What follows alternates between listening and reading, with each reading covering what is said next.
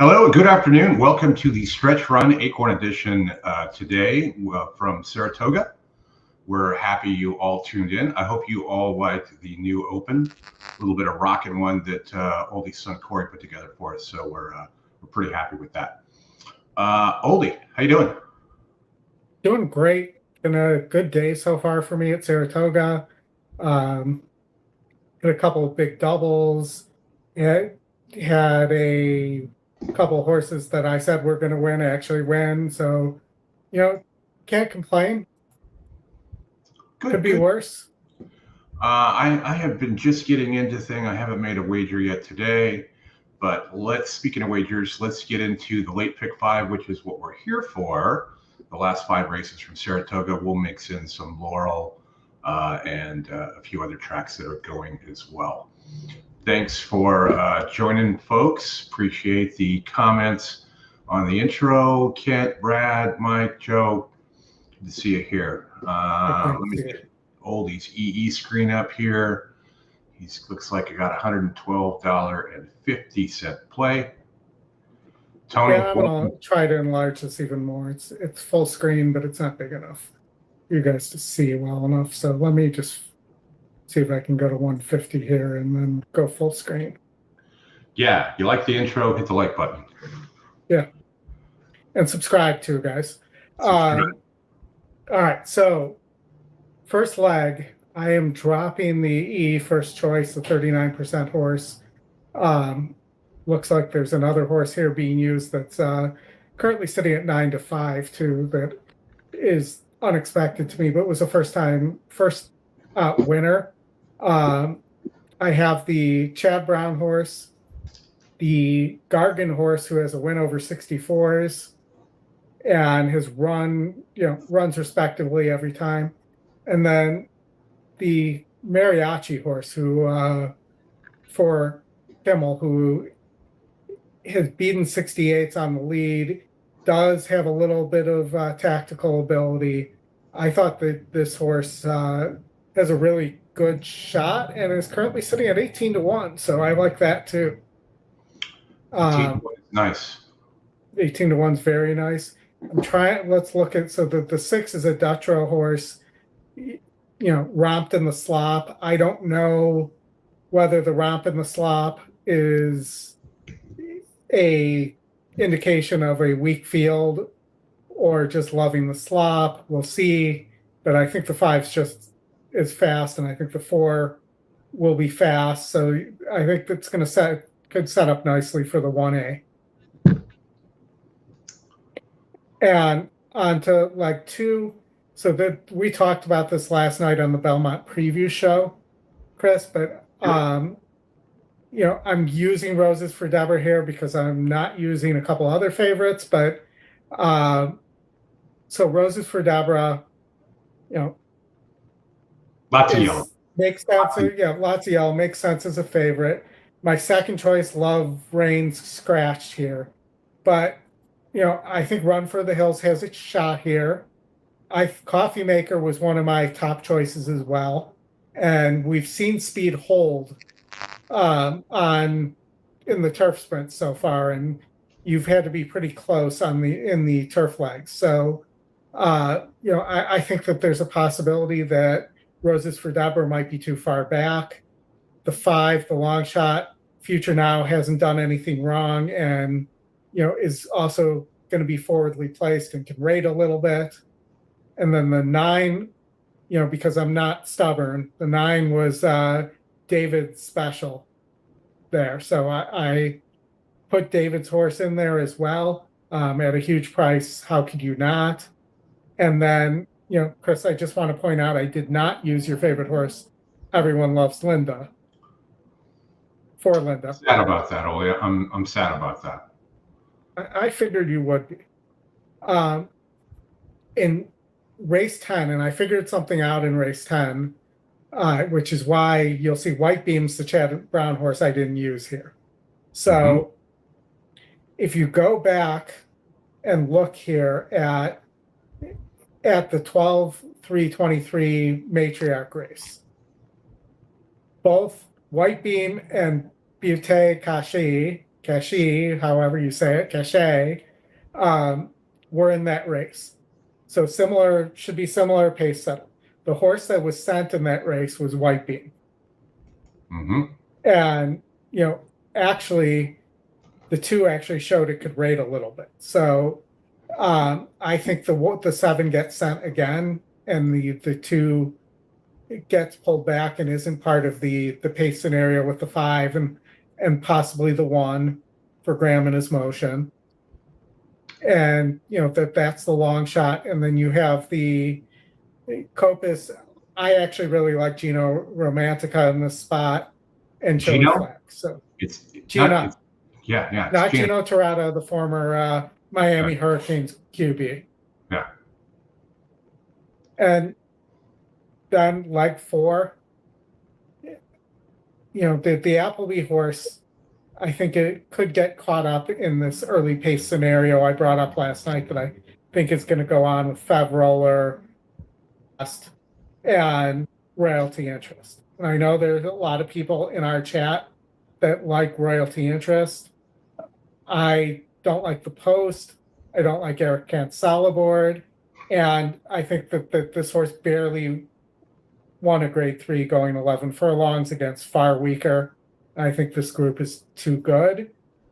I did go with the second choice, Didia, who lots of yellow. Distance shouldn't be a problem. Is 1 at 9. Is 1, I think this horse sits a perfect trip, and that was my note from last night. The Didia is going to sit right behind the speed and could sit a perfect trip. I also know that, and guys, we might replay the Open soon too for everybody who might have missed it. But the 10-horse Warlike Goddess, we talked about this last night. Great horse, tremendous horse, likes moisture in the ground. Also, there's an interview, if you go back and find it, from Bill Mott that both David and I remembered, where Warlike Goddess, where he specifically says Warlike Goddess needs longer than 9.5, and that was the reason he wasn't at the Breeders' Cup, was that it was too short of a distance for the horse. So I'm going to listen to the trainer on this one, and he's been right, at 10 furlongs, at 11 furlongs. The horse is more a 12, 11 furlong horse. So I'm singling there. And then in the last, we talked about this. Torpedo Anna could easily win here. The Leslie's Rose is a nice horse. But for me, it's just FYI, Torpedo Anna, and my main squeeze is my bomber here. And I really like my main squeeze. I will say I didn't use Gunsong, who I know that David loves. And yes, we'll talk about the race sim in a minute. We actually have time here. So let's start with the race sim in race 4, where the single is. All right, Oli, before you get into that, just to let everybody know, after the show tonight at 8 o'clock Eastern, we will have the coaching class. We've got a lot of folks. There'll be some special guests. You never know who's going to show up. So if you want race sims for tomorrow, join us. There is the invite link there. Just copy that and put it in the browser and sign up. There are only 4 spots left.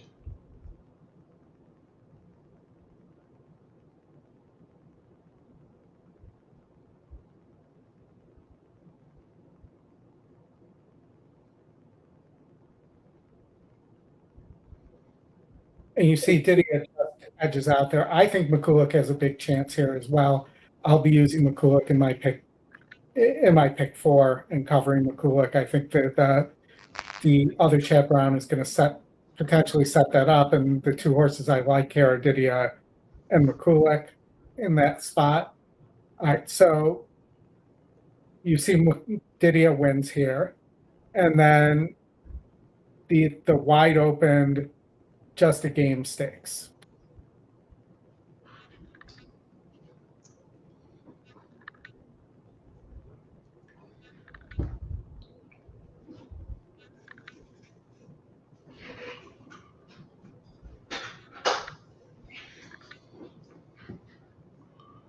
8 furlongs. White Beam's still on the lead, so the system agrees with my assertion that that White Beam's the one that's going to be sent.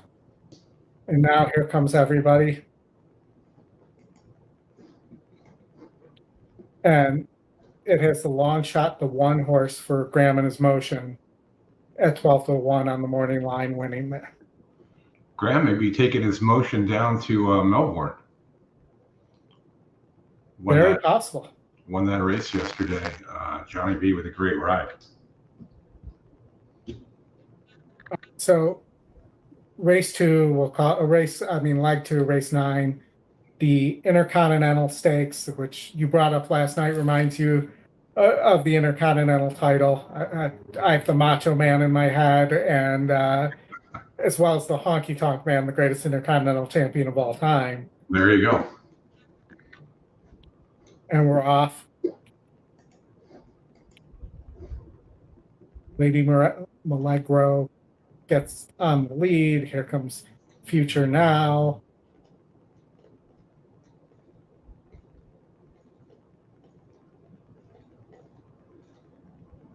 And down the stretch they come. How about being able to hear the horses crowd during the sim? Yeah, let's just get it out there to the rest of the world first, so we don't have to delay it any further. But yeah, Bill, that would be cool. And then, no, so race 8. Sorry about that, guys. The allowance non-winner of 1 within a certain period of time, because there's several winners of 3 here. Yeah, there are. Pedro Morales. Yes. Yes. Patterson, the first Intercontinental champion.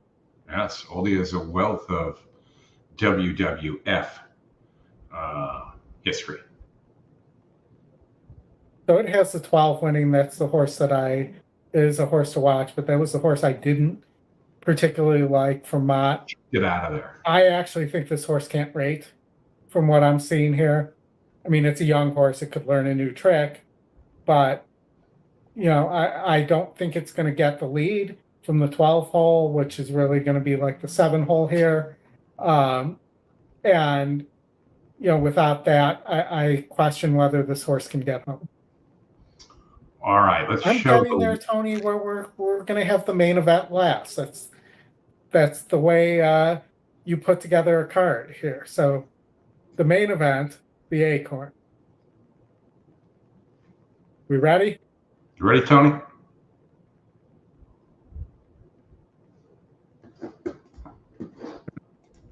In the Acorn. Torpedo Anna might sneak away again. Here comes Just FYI.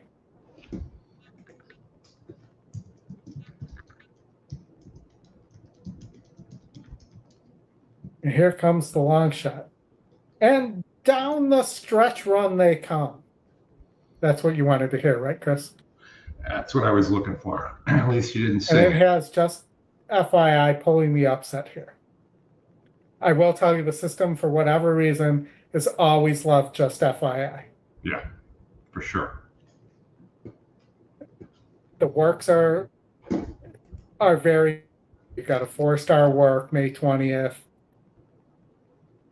Turned in a brisk half mile. You have a bunch of one of works too within Just FYI's work. So maybe sitting on a big race here, but you got to rely on Junior being aggressive enough. You can't break 7th or 9th here. No. And Torpedo Anna, also 4-star work. Dragging his rider, airs flipping. Like this drill more than the ones before the Oaks, according to Bruno. We're also 1 of 45, going 4 furlongs here. So Torpedo Anna looks ready to roll as well. And then my main squeeze, who I brought up, who's my long shot here, has done nothing wrong. won the 8 bells. The question is the distance, but can rate a little bit more. And, if just FYI, Leslie's Rose and Torpedo Anna hook up here, my main squeeze may be able to pounce. I like it. For Mike and his maker. For Mike and his maker. And it's between Mike and his maker. Yeah. All right, let's see the ticket again. I got to pull it back up because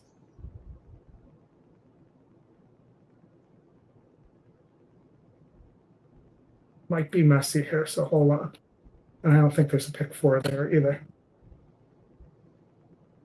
There we go.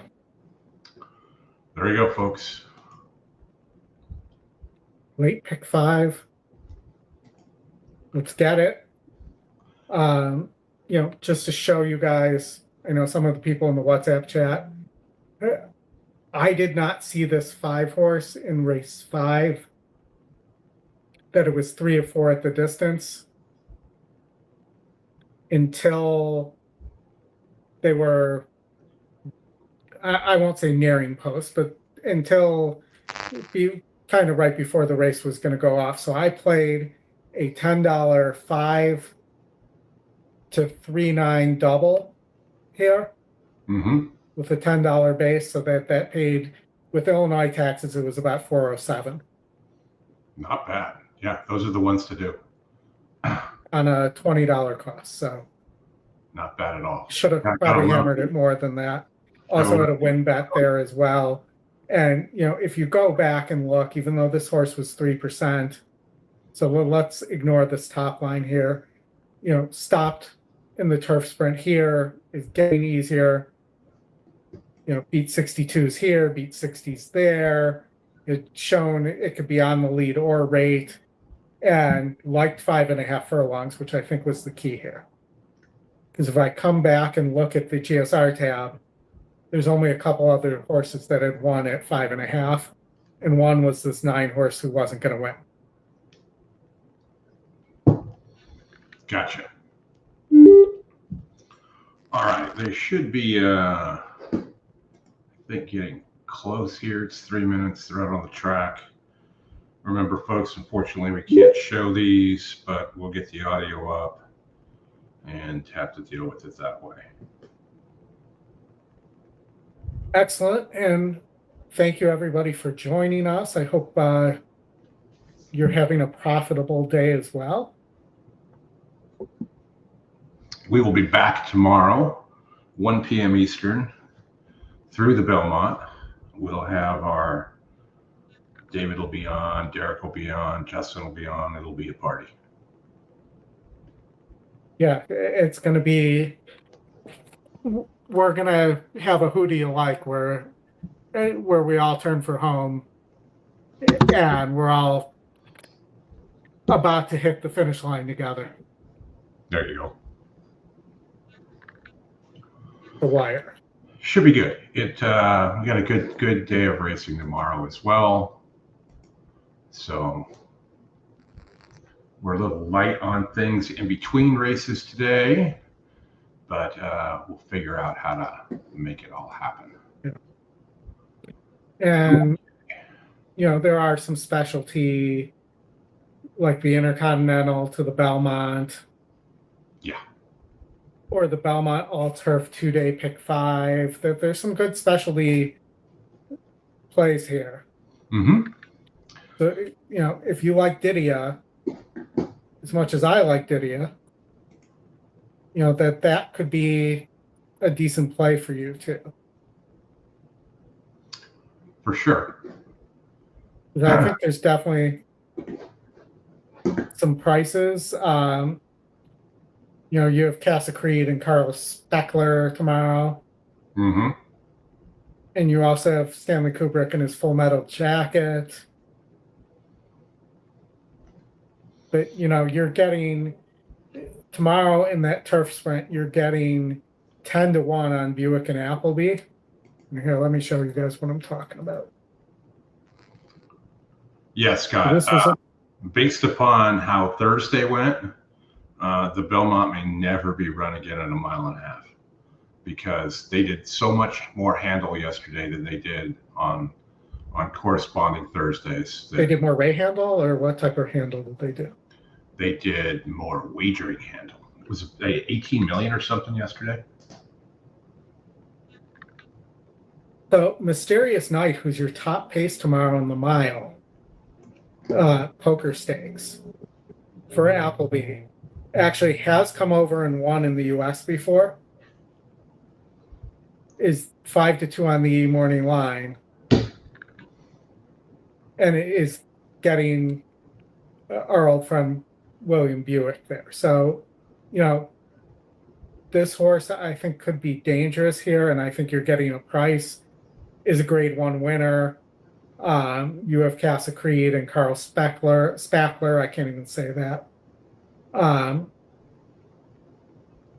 There as well at a mile.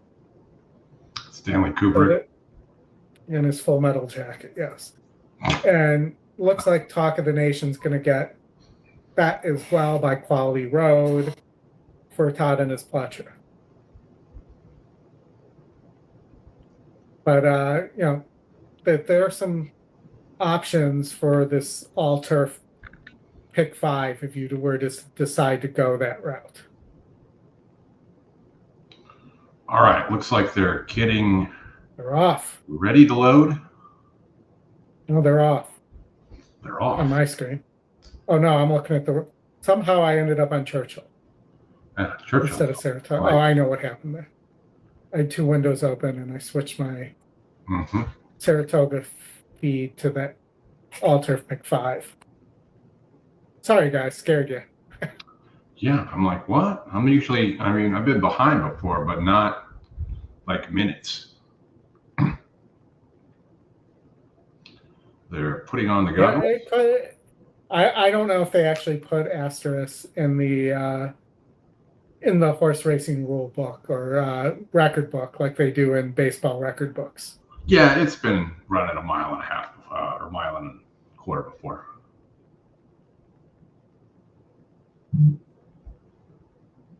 And then as the baseball play, as they'd say in baseball, then you'd have to put an asterisk on everyone who had steroids.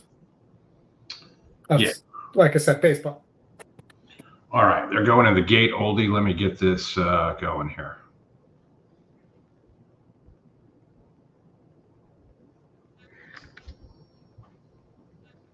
Radio Red is being loaded into the gate without Dylan Davis, who will join inside.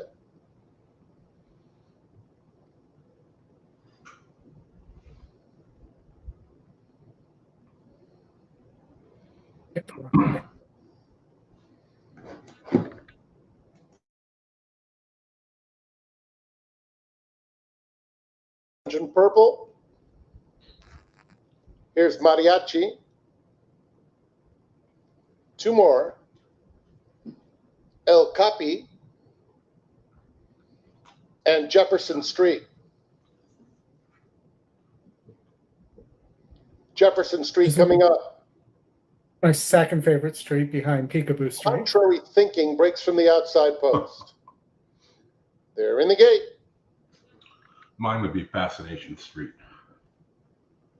Sesame Street's right up there too. I mean, who doesn't love Sesame Street? But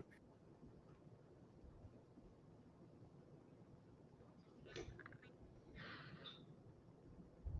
little bit of movement. yeah, because they're all loaded in and you didn't open the gate. They're waiting. Somebody was off. At the 6? I think it's a 6. It was Mariachi, now it's El Capi. And they've backed El Capi out of the gate, well backed in the race. Son of McLean's Music off that huge maiden victory. Goes back in. All set. We're ready to go. Really? Because they haven't opened the gate yet. There we go. Now we're ready to go. And they're off. And El Capi came out very smoothly, but it's Mariachi who's just a little bit quicker in the opening stages. These two Not long, single not down quick the enough. stretch with Jefferson Street not far behind, 2 off of the leader. Now 3 as El Capi spurts away from Mariachi. Jefferson Street is third. Contrary Thinking is racing in fourth with 5 lengths to make up. They are followed by Cuncheon Bridge. Racing on the inside of Radio Red, it's a gap of 6. Back to 1 giant leap and eliminate. They string out, and that's because the opening quarter went in 21 and 3/5 seconds. El Capi moving right along with a 4-length advantage on the far turn. Mariachi is a clear-cut second. Jefferson So Street either is this is third. a super Contrary horse, Thinking fourth with 8 lengths to or he's make gonna up stop. at the quarter pole. 44 flat for El Capi, who turns for home in front. Mariachi is coming gamely in second, and Jefferson Street set down in the middle of the racetrack. And here comes Jefferson Street, overhauling El Capi and Mariachi and pulling away with authority. Jefferson Street will Did not tear think that them horse out. could rate like that. A powerful run to the wire, 7 or more in front. Cuncheon But Bridge a came gift to the Jefferson Street bettors that El Capi was the favorite there. Yeah, well, that sucks. Brad's got a bone. For sure. That was part of his cold pick 3 that he played for 50 cents. Okay. I don't think he played it for 50 cents. But Well, I doubt he did. yeah, I doubt he did too. All right, Oli, let's see. Would we have anything? We got 4 minutes to Santa Anita. Let's see what's going on over there. We got a field of 4.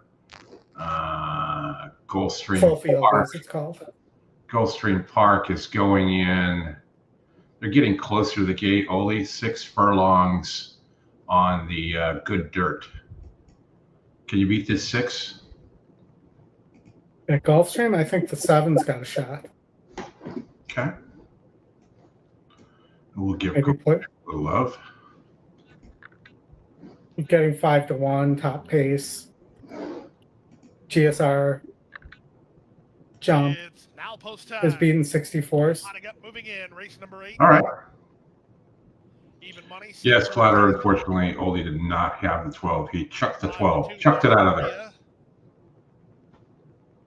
I did not expect the 12 to not be the top choice there either. Now, Euphema. True. You gonna play that back as pick 4, and then Send for a season. I might James. cover a couple other things, but yes. Thanks, Flatter. Yes, I am out. yeah, please hit the like button. Lady James is ready. Time for a late double. All in line. All right, see if we beat the 6 here with the 7. And they're off. Outside, My Lady James begins quickly. It wasn't a special. And here comes the rain again. Euphema, a step slow from the rail was Mama Maria. The others line up. Sin for a Season's in the blue cap between horses. Down at the inside, Olympic Prank. Out in the middle, My Lady James. Oh, we start looking at a late double at Woodbine too. The inside, off the inside, Yeah, 5 Euphema, minutes. the trailer, Mama Maria. My Lady James takes no prisoners past the half-mile point. She clears Sin for a Season. Opens 2 now. Sin for a Season is second. Olympic Prank backed off to angle to the clear. She's now on a rebid from third. On the far outside at Euphema. Down at the rail goes Sophia Storm. And Mama Maria is last. 22 and 3 for the opening quarter. They pass the 3/8. The leader, My Lady James, by a neck. Sin for a Season, working hard between horses. Sophia Storm with a big upset possibility here. She's going to try to thread the needle. They pass the quarter pole through a half mile of 47 seconds flat. Here comes Sophia Storm at 13-1, rallying to take the advantage. What do I hate more than second, anything? But she's all in now. The wrong long shot. Season on the outside Yeah. third. Sophia Storm. Leaving the rail When the open. horse on the lead leaves the rail wide open. Melvis Gonzalez with a ground-saving trip and an upset victory by 4. Such a in the end. Melvis move. Second, My Lady James. Third, Sid Yeah, for the he's season. Then 7th, Mama finished Maria second. in Olympic Prank. All right, Woodbine. The bind. Let's run the race sim at the bind. Does look like you have a big pace advantage on the 7, who's also the long shot.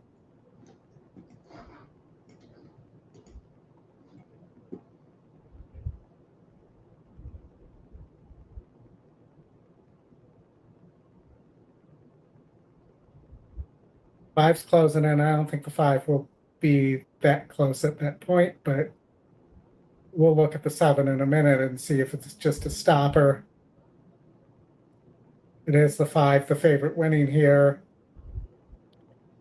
Beaten 50s, has not gotten home against 52s, 58s. This is the second time running it against 7.5s.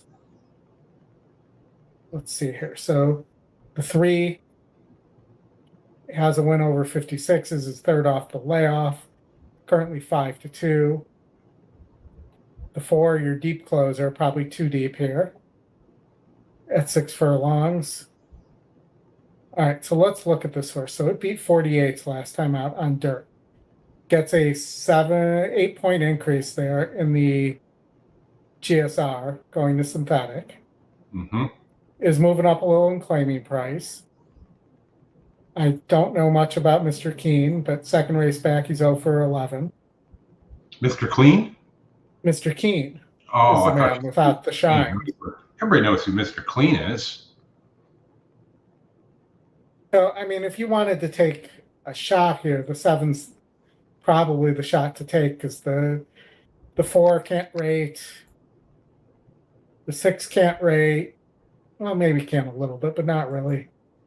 And the 2 boxer brief can rate a little bit. The 2, you know, if it ran back to that form, the 2 could be dangerous, but it hasn't run a lick since coming back in 2 races for Patrick and Dixon. But for me, it's so if I'm putting a double together, let's look at the next race. Do I have time here? Yeah. They're getting ready to go in, but you got to be quick. Well, that's all right. So we're not going to show the whole race in. So, you know, you could play this to you could play a 3-7 to the 1-8 here, maybe, or 3-7 to 1-6. I'm looking for somebody who could actually clean this up. Yeah, let's go 1-8 since that's the E picks there. Okay. So 3-7.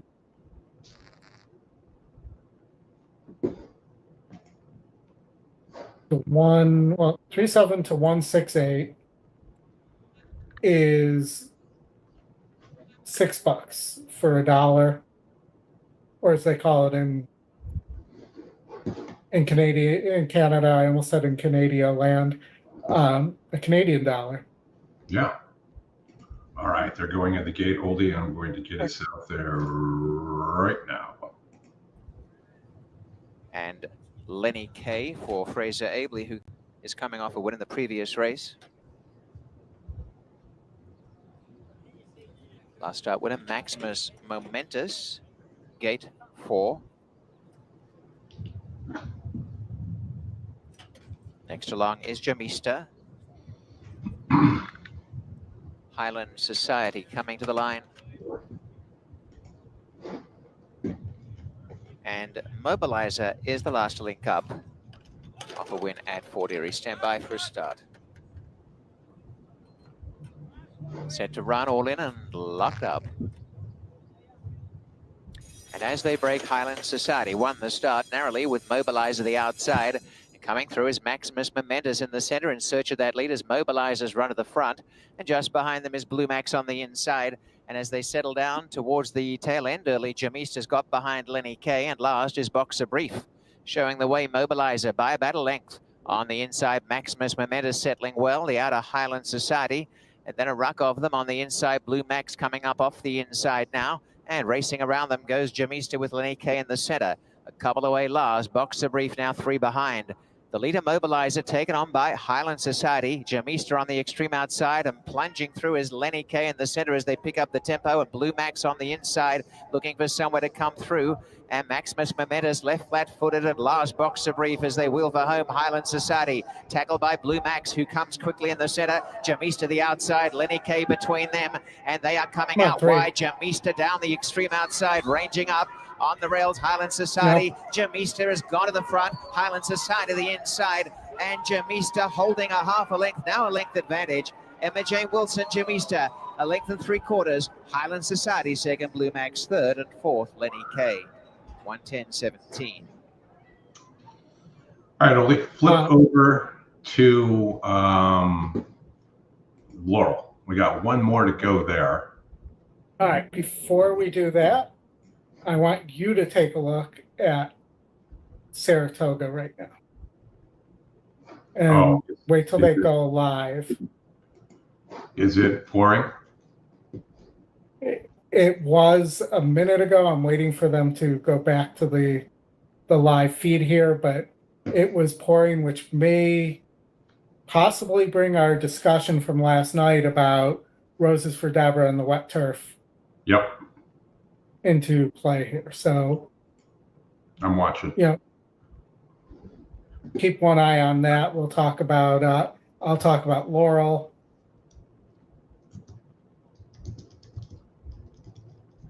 Oh, nothing like a cheap maiden on the special weight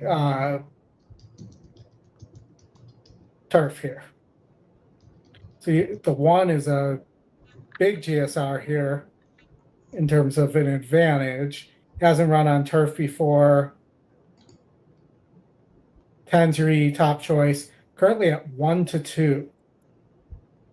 Taking a big drop here for Michael and Stidham. Yep. Can you beat this horse, Oldie?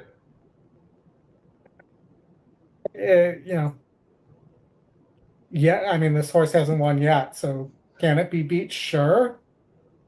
Seems to be doing more running on synthetic than it was doing on turf. So Chuck there is confirmed, that as well. Chuck has confirmed that the skies have opened up. Yeah, it looks like that. I mean, from what I can see, what does Chuck think when it's all done? Are we going to be yielding? Are we going to be good? What do you think there, Chuck?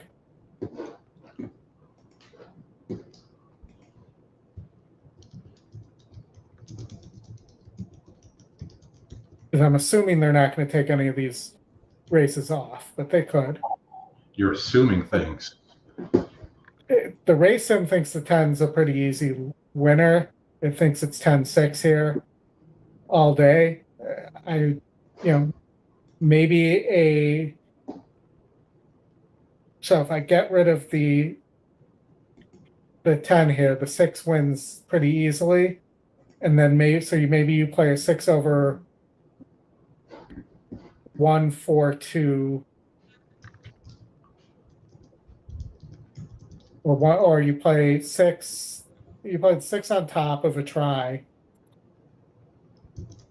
with the 1, 4, 2, 4, 2, 5, 1, 4, 2, 5.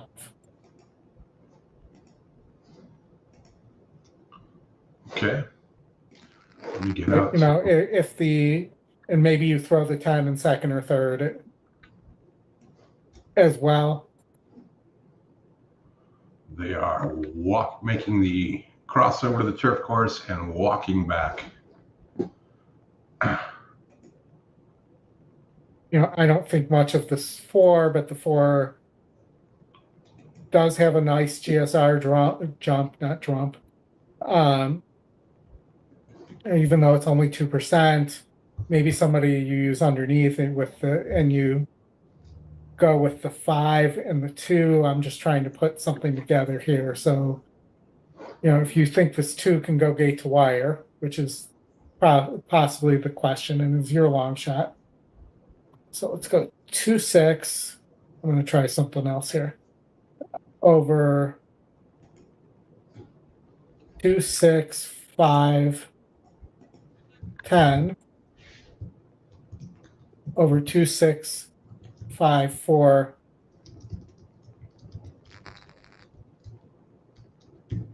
And then maybe add the 1 there as well. You're at $12. If you beat the 10, you're in that first spot, you're most likely going to make money. Tony says the 9 will outrun. He likes the 9 underneath will outrun the 4. All right, we're going into the gate, Oldie. I will be right back. Loading in now for the 9th race. After these messages, he'll be right back. Lorraine's way in. All right, guys, Drink. let's find a try here. Got that. Katinga. Tiamayan. Summer Ice.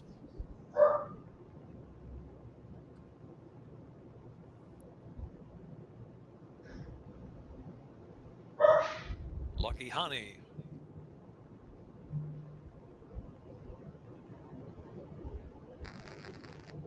Extra Dirty. Queen of the Dance. Life That was at my Both nickname Ends. back in college.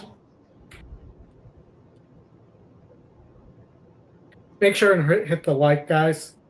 If you're on Twitter, hit the like too. W course. And they're off. Summer Ice wasting no time and going right to the lead. Life at Both Ends showing speed from the outside and getting over now. There's Life at Both Ends, intent on the lead and grabs it from that far outside draw. Leads by 2 from Summer Ice into the turn run. Extra Dirty, third around that first turn, and Gunbat travels fourth while saving ground. Then it's Queen of the Dance, rating along about 5 lengths off the early speed. Lorraine's Way is next. After that comes Tia Mayan, and Let Me Drink is in between horses, getting a bit ranked there in between rivals in some tight quarters. It's another 2 lengths back in the field in Kotinga, and trailing the field is Lucky Honey. Lucky Honey last some 17 off that pace. They raced on the backstretch now, and it's Life at Both Ends leading the way. Life at Both Ends, Extra Dirties move between horses. On the outside, Tia May in third, Summer Ice on the inside in that flight, racing in fourth position. Queen of the Dance with every chance from there as they head on for the far turn run. As they round that turn, Gunbat has dropped back a little bit, and Let Me Drink is now out in the clear, 3 wide around the turn, 6 lengths from the front. Next is Kotinga, and next Lorraine's Way has a lot to do, and Lucky Honey still at the back of the pack. Midway on the final turn, Life at Both Ends trying to carry on from Extra Dirty, who bids up second, and the outside Queen of the Dance is joining the fray as well. Summer Ice is fourth, just in behind the leaders. They are followed by Let Me Drink and Gunbat on the inside. 3/16 left to run, and here's Queen of the Dance. Queen of the Dance sent forward to the lead. Queen of the Dance from Summer Ice. Queen of the Dance, Summer Ice charging into second. Nah, Queen of the favorite Dance too gets away good, with but a that good 4 Summer at 45 to 1. Second, and then third is Let Me Drink. Here's Queen. That of try's the still going to Dance pay. from Summer Ice, and Let Me Drink third. Lorraine's Tony, Way picked what up was late that round about fourth. the 9 outrunning the 4? Yeah. It is 44.1. Maybe while we have a minute for the folks that are on, we can replay the new Stretch Run Open. Yeah, we'll do that, Oldie, and then let's go Or back should and we- look at the sim race for race 7 at Belmont. It just went off. At Del Mar. The sim race had it absolutely nailed it. It was just me trying to beat a favorite there. All right, let me go find it. Where is it? There it is, new open. All right, we'll run this one more time so you guys can rock out.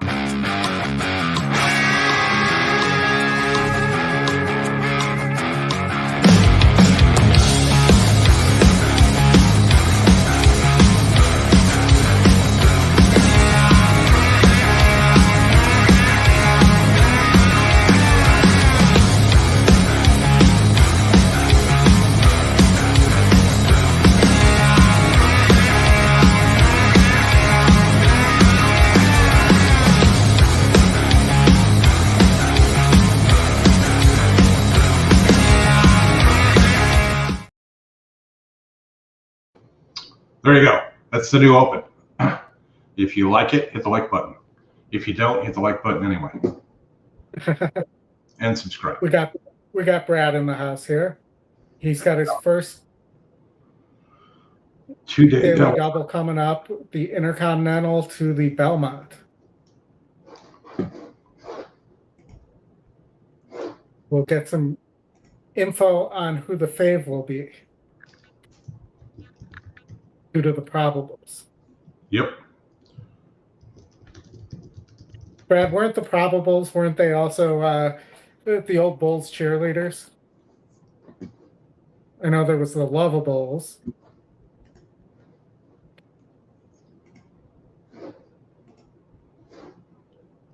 Yeah, so that was actually, my son is doing some work for EquinEdge's media stuff over the summer for Scotty, and he produced that for us.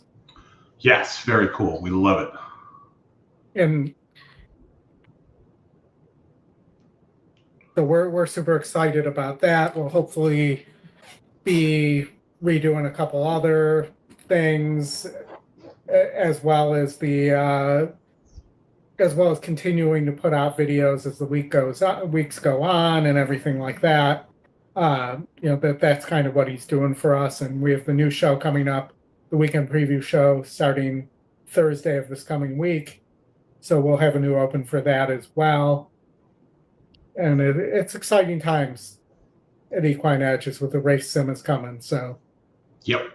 And you wanted me to show the race sim. So, yeah, we're going to see this race before. Let's go back and look at race 7. Yeah, this was just me being stupid. I knew that horse was going to go off at a low price. And I wanted to try to find a way to make some money. So, it had the 5 and the 6 going, where the 6 actually just went too fast, so that didn't happen. We hit the stretch. The 4 didn't make that move, but the 12 just continues on and wins. So, the race sim had that nailed. Yep, had the 12 there. We still got the issue with the 1A without a horse or color. What color should the 1A be? Should be red. Okay. I don't know, maybe fuchsia. Thanks, Jerry. We like the new intro too. It's a little bit better than what we had. So kudos to Corey. He did a great job. All right. Let's see what we have coming up here. Trying to get a status. Looks like they're in the paddock.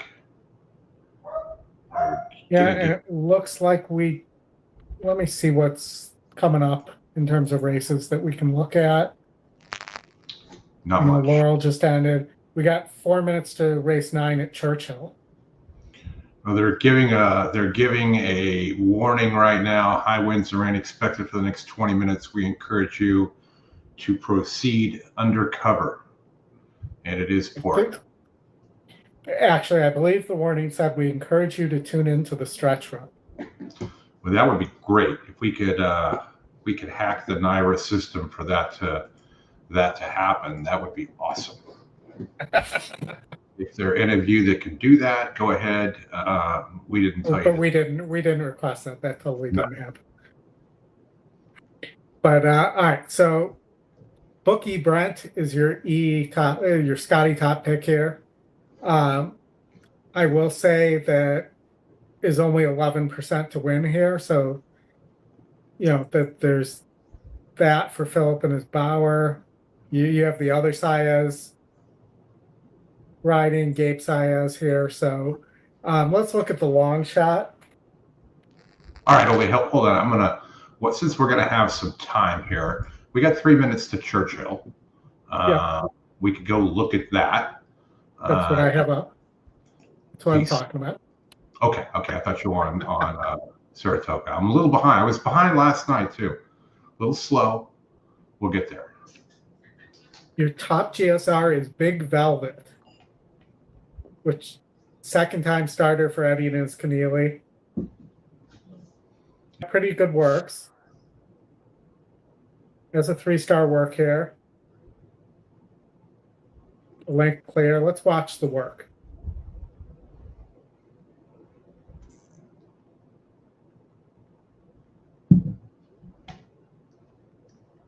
On the inside definitely did not break well. So that's war-headed.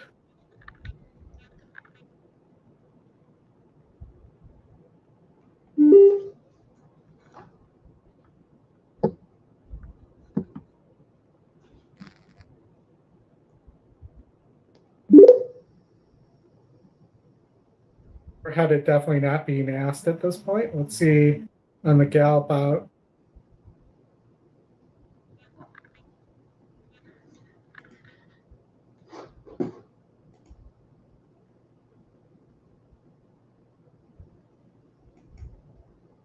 And there, the rider's asking a bit, but I think impressive for this level, though. That was April 24th. This is second time out. Let's look at what else we have here. So Eric and his read. You know, this horse is dropping, but not all that much. Bookie Brent dropping from maiden special weight, but he hasn't run a lick. And appears to have no speed. You have Mike and his McCarthy. Or his mechanics, I'm not sure which one. You know, this horse almost won a maiden special weight at Keeneland. The 3-1 it probably is a pretty decent price there for the 9 Bricklayer. And then you have the long shot with the morning line angle for D and his Wayne Lucas. Looks like he could get the lead. And we're going to run out of time, so I'm not going to show the workout, but let's see what the race sim has to say here. There. Race sim says Bookie and his Brent. I'm going to go with D and his Lucas and Big Velvet in an exacta box. All right. They're getting ready to load.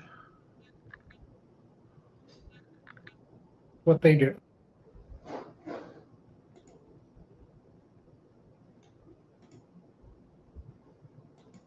I'll always take a second time. Who doesn't love a second time starter in a D Wayne Lucas horse? Yeah. In an exacta. 7 gets the shield as well. That like circle gets the square. Something like that. Waiting for Phenomenal Dream, Bricklayer, and Quiet Rush. Now, Quiet Riot, that also is a different thing. And now just waiting for Quiet Rush. Quiet Riot. Come on, feel the noise. Let's rock the boys.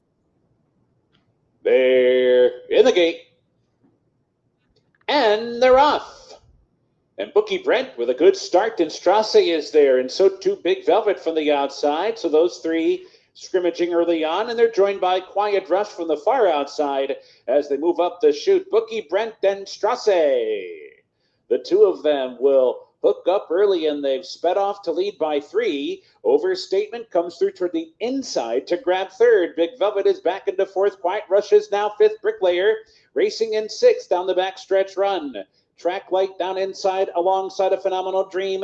And at the back is Mr. Scatter, already 10 lengths off the lead. Then the opening pace was sharp, 22. Overstatement's kind of looking strong here right now. Up top heading to the Long half shot, mile 2 goal. horse. Bookie Brent and Strasse go head to head.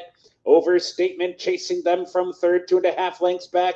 Now it's a margin of 7. Big Velvet's not going to Back run. to Quiet Rush, who comes on to grab 4th.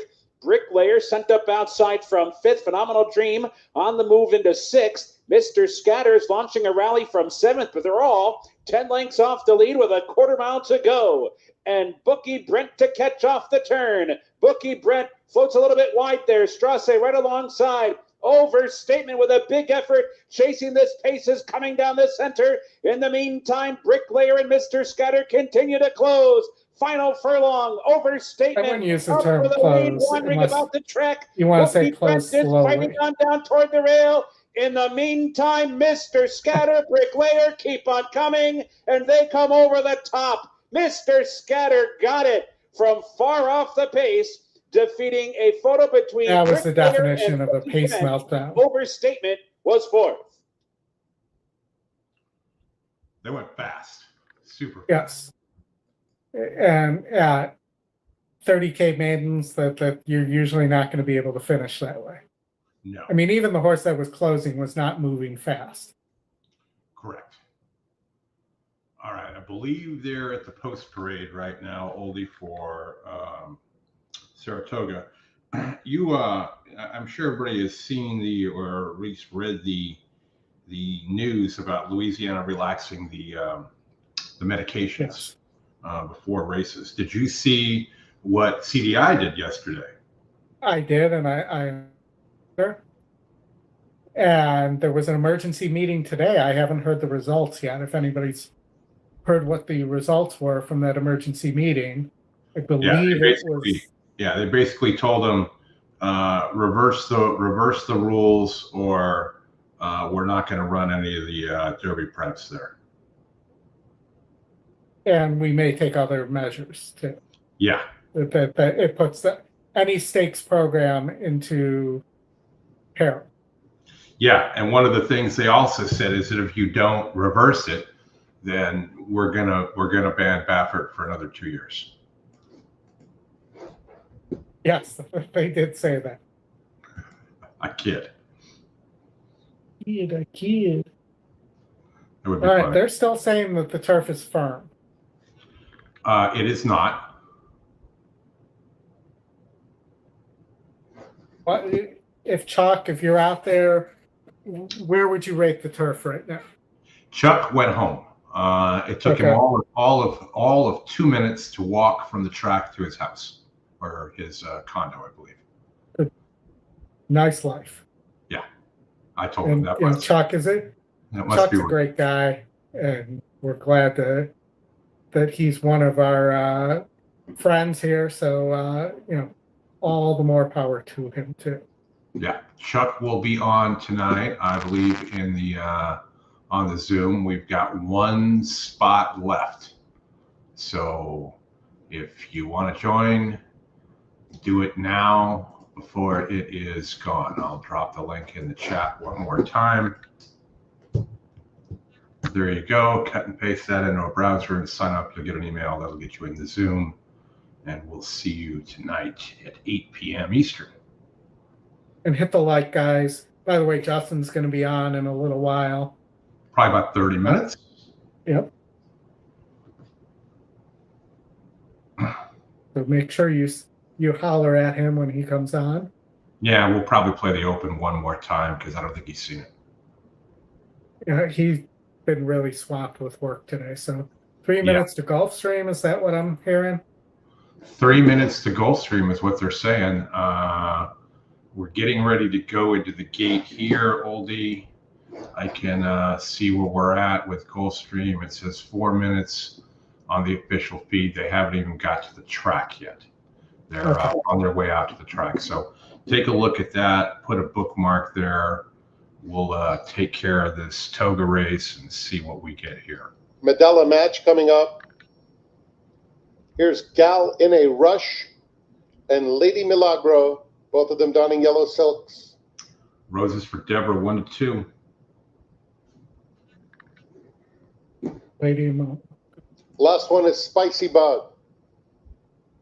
And that's the Spicy Bug is the going up. The David special. Mm-hmm. Yeah, the 9. They're in the gate. And they're off in the Intercontinental presented by MTV Solutions. And it's a very fast start for Coffee Maker, who's hustled hard for the early lead. Future is now. Roses for Deborah broke very alertly what will sit just off the pace with 2 lengths to make up. Lady Milagro inches up inside of her. They're followed by Spicy Bug, 5th into the far turn. It's another length or so back to Medalla Match, who has 8 lengths to make up. Then it's Gal in a Rush, Run for the Hills, and another 3 back to Everyone Loves Linda. 21-3 for the opening quarter mile. It's good. Coffee Maker confronted by Future is now at the top of the stretch. Lady Milagro is just behind the top pair. And on the outside of them, Roses for Deborah has 3 to make up in the final 1/8 of a mile. Coffee Maker, Future is now to the front. Coffee Maker, a tough foe. Roses for Deborah is starting to kick in. She knows where the wire is. Can she get there in time? Here's Roses for Deborah with a surge on the outside. Photo finish. Looked like Future is now might have held her. It's close between Future long shot right there. and Roses. If you for played Deborah, my ticket back, you have that. Huh? I said that. I believe that was the long shot. Future is now. That got that. Yeah, I'm pretty sure it was the 5. It looked like that to me live. And if you played back my my pick 5 as a pick 4, you'd have that too. Yep, Future is Now was the EE long shot. 10-1, 13%, 1 for 2 at the distance.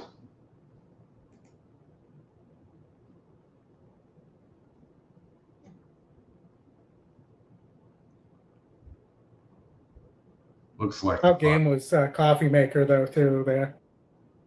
Yeah.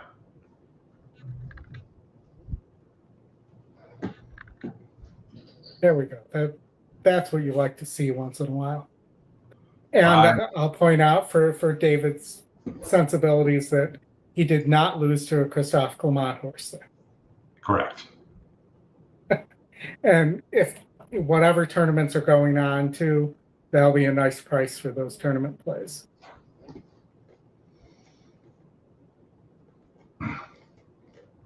Yeah, Chuck is saying that the turf is going to have a little bit of cut in it. The rain was pretty hard, so probably the difference in that race too. Very well could be. We talked about that last night, that there could be some issues with that. All right, what do we got here? We do have Gulfstream Oldie. They're going to go off here in a mere seconds. The 4 and 5, look pretty solid here. Yeah. Maybe you throw the 3 in coming late. Or the 6, the E long shot. We just saw that. Yeah. Sometimes they come in bunches. Bunches and bunches. All right. So. Yeah, Brad, it was a great risk. All right, they're loading.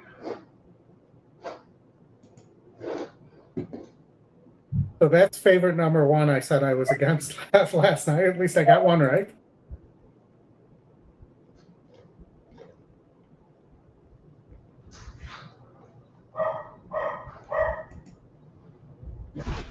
The horses are at the gate.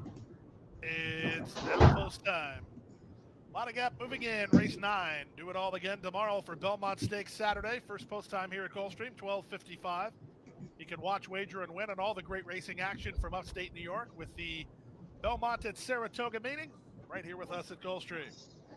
All right, Oldie, I will leave you the race. Is the 7, Nina's Last Gift. Lionel Reyes riding for trainer Lazaro Alvarez. Lionel and his Reyes.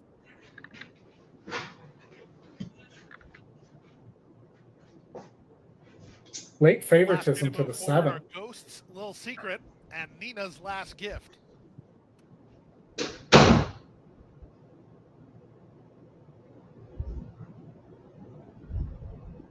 Nina's Last Gift and the 9th. There in the gate. And runners away. From the far outside, Nina's Last Gift was quick into stride, and Reyes rides her for the early lead. She clears the inside traffic with little problem. Nina's Last Gift to the top. Repaint comes away in second. Awesome Empress is on the outside third. At the rail far above is their 4th, followed 5th by Family Stash with Ghost Little Secret on her outside. The early trailer is Sister Serendipity. A completed quarter behind Nina's Last Gift, who's sharp so far. She went 23 and 4 to the opening quarter, and she leads by a length and a quarter over Awesome Empress in second. Repaint is at the rail in third from far above, who's in the 2-path 4th. Followed 5th by Family Stash, then Ghost Little Secret, and a length to the trailer, Sister Serendipity. They go to the half-mile grounds. The leader is still Nina's Last Gift. She's in front by a length over Awesome Empress, who's in a flanking position in second. These two put on some speed as they went 47 and 2 for a half mile. They've opened 4 on far above, who now rallies to take third, passing Repaint. That's all for Ghost Little Secret. Nothing yet from Sister Serendipity as they round the far turn. The favorites are 1, 2, 3. Awesome Empress tried to get by Nina's Last Gift, but Nina shifted into another gear and now leads by 2.5. Awesome Empress is a driven second. Far above tries to close ranks from third. On the inside, Repaint. From the back, Sister Serendipity, and they're at the top of the stretch. 3 quarters, 1:11 and 3. They're in the drive, and it's all Nina's Last Gift. She has a gear the others just do not have. Lionel Reyes shakes the daughter of first dude up, and it's over. It's all Nina's last gift for owner Gail Woods and trainer Lazaro Alvarez, running up the score for a clear and convincing 9th race victory. Sisters Serendipity rallies in the center to get second. Third is Repaint. Fourth is Far Above. Close for fifth to complete your high five in 140 and 3.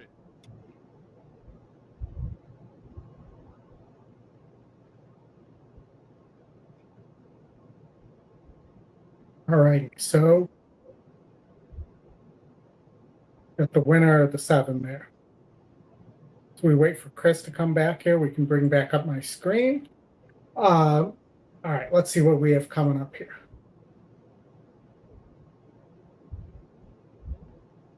Well, it's not the golden hour, so let me look at what we could potentially have coming up here. We have Samnita coming up. We have the race 8 at Woodbine coming up. Let's bring race 8 at Woodbine up. Let's run the race sim. I believe the 1 is your heavy favorite here. We'll go to the stretch.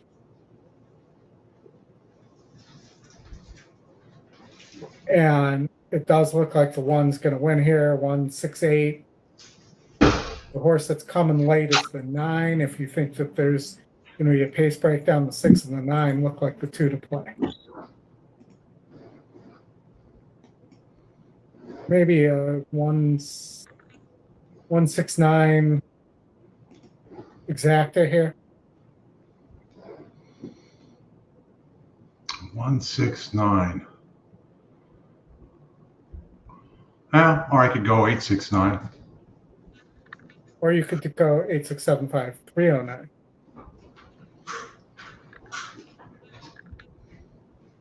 Who won the Gulfstream race? The 4?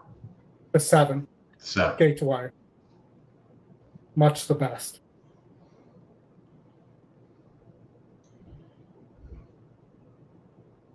So they should be going in the gate at Woodbine. Here, if we The can third get that up. successive win was a winner late last season and off the bench as well. Kinetic Stone to gate 3. Moving along is Forest Star. The Chestnut to gate 4 for Larry Munoz, and Warp Ride in the Bruno Sugardan Silks is next. Jeff, we talked about that with Katie actually last night too. Gate 7. And it's sometimes horses break slow, they trip, that they stumble out of the gate. And it's a fluke. she was talking about how it's imperative to get the horse to relax in that situation. Musical spell to the outside. Where I don't think that happened there on the 4. I think the jockey just gave up. Yeah. We see that a lot too. Field all in and locked up. Off their race, that was a perfect start. Rock to Fame, driven straight clear of the opposition, is separated from the pack by a couple of lengths. Absolutely flying early. Rock to Fame for Sophia Vives. Is fully loaded. Kinetic Stone, then It's a Fluke, and on the inside, Warp Ride. Around them, Musical Spell making ground from Forest Star, and Magic Tomahawk is last. Rock to Fame began like a bullet. Out in front by a length to He's Fully Loaded. Kinetic Stone is third. Lying in fourth, It's a Fluke, gaining some nice ground. On the outside, Musical Spell, and up the rails, Warp Ride. A long gap to Forest Star. And last, Magic Tomahawk. Rock to Fame's off and running again. Turns by 3, Kinetic Stone. Warp Ride is skimming the rail. Out wider, It's a Fluke, hit the wall, and down the outside, Musical Spell. He's Fully Loaded, went via the Cape, but well out in front. Rock to Fame, but coming is Warp Ride, is starting to knuckle down nicely on the outside. Rock to Fame by a length and a half to Warp Ride. Warp Ride picking up a lot of ground. Well, maybe He's coming up on the outside as they go right down to the wire. And it's a photo. Warp Ride on the outside. The photo on the rails. Rock to Fame. Got it.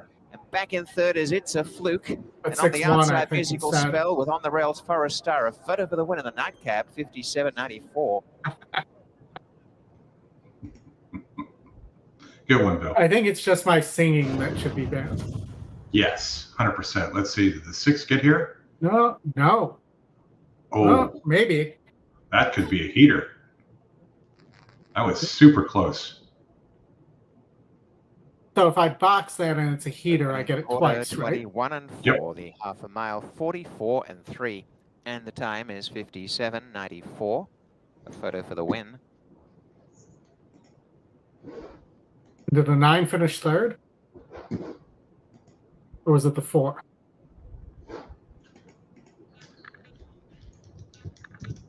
if the mare had been in front of had been where the finish is, the 1-1, but I think the mare is after where the pole is.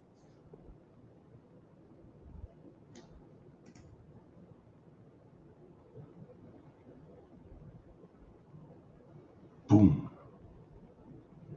Tony thinks the one held on by a quarter of a nose. Look at where the mare is. I think the 6 got. I think so too. I mean, it's either a heater or the 6-1.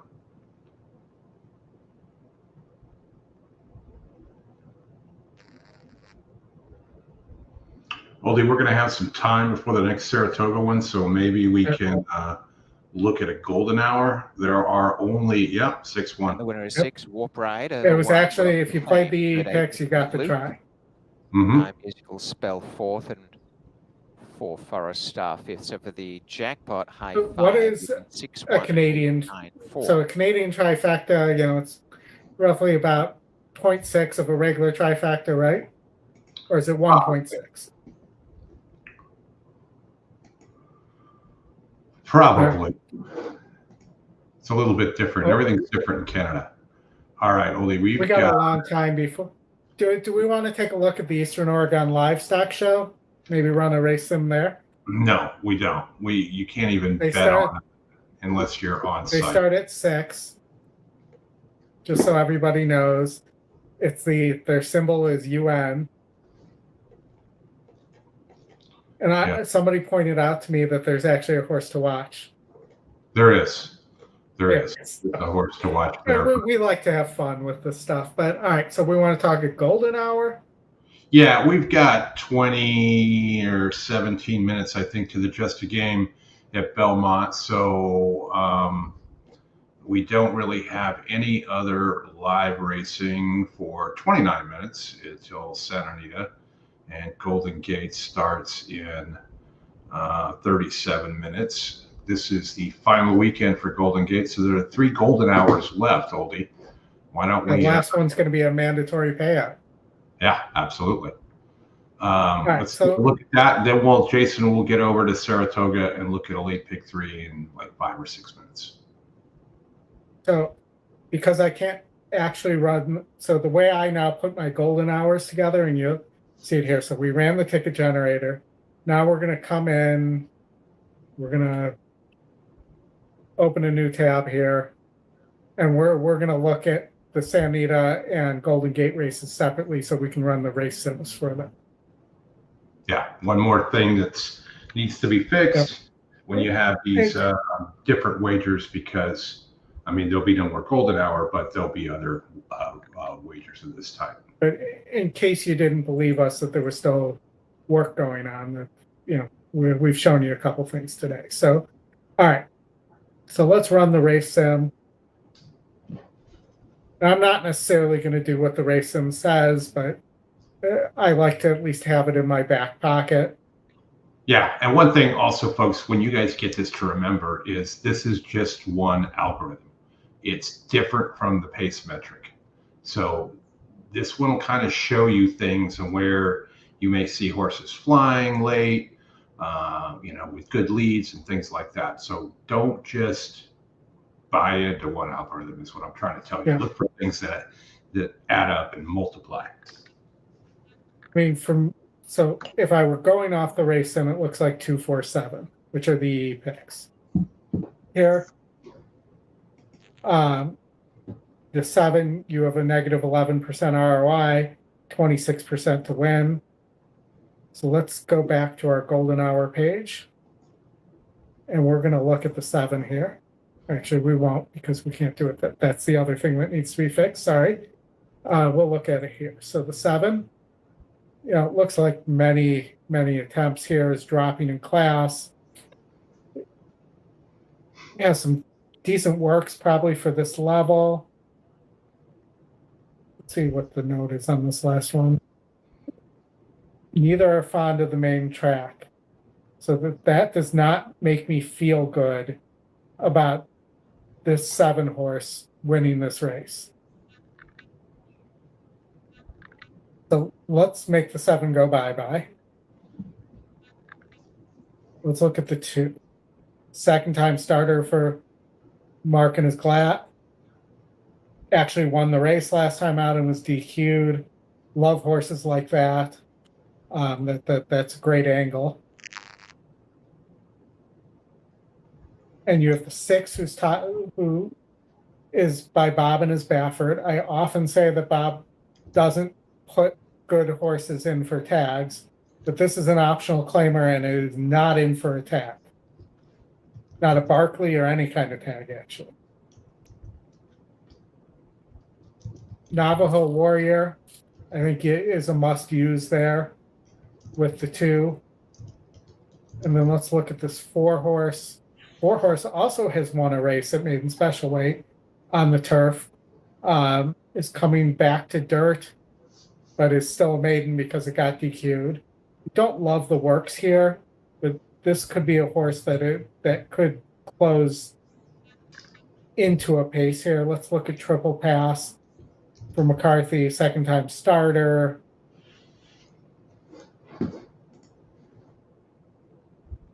Both were put to pressure. Demotivate hopping home with a length up. Was this after that? Don't love the works here on the second McCarthy horse, but it is a second time starter. So let's look at Hurricane Way, the 1. All right, Oli, hold on just a sec. So Jeff, there are what the race sim looks at is everything you see in the form. The distance and surface are taken into account as well. So horses that are switching, going dirt to turf, turf to dirt, things like that are all in there. So it's kind of what you see in the form, but put in a visual representation of it. Mongolian Max is your top GSR, but I don't particularly like this horse either. So, all right, we're going to move to the next leg here. We're on the turf. We'll run the race sim. 2's got no speed. We're going a mile.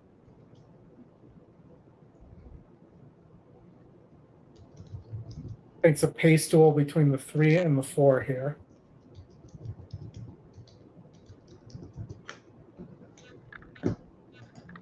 Six has the GSR surge indicator.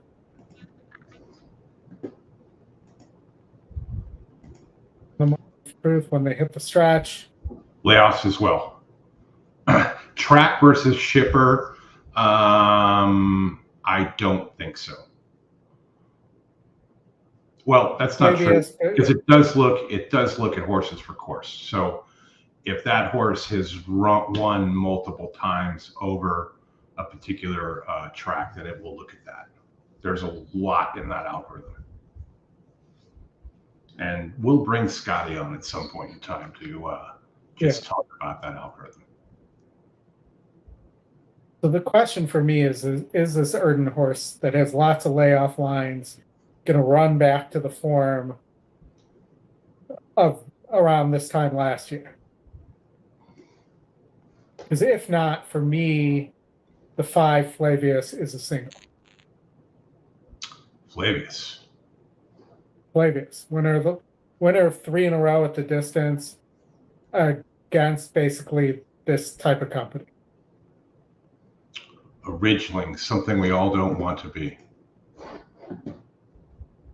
Well, I don't know that everybody doesn't want to be a ridgeling, but this is true. I'm just looking to see what else we have here. The 12 is a little interesting too, but we're going to have to choose the single somewhere. I'm going to go with Flavius here. So I'm going to come back to my ticket. Not that ticket. Not that ticket. There we go. You saw my scratch pad of where I started from in my pick 5 and pick 4 there. So, all right, here we go. So Indeed, I said better than gelded, but gelding sounds painful. I have plenty of gelding friends as well. By the way, the busiest time of year for that is December, when you're after your insurance deductibles are met. See, did I transfer the? I did not transfer the bits here, but it was. We weren't going to use the 1. We weren't going to use the 7. We were going to use the 4.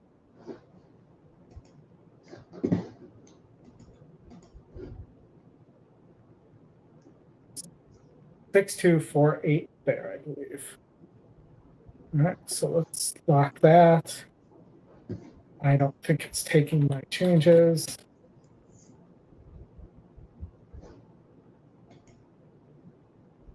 Let me reload this.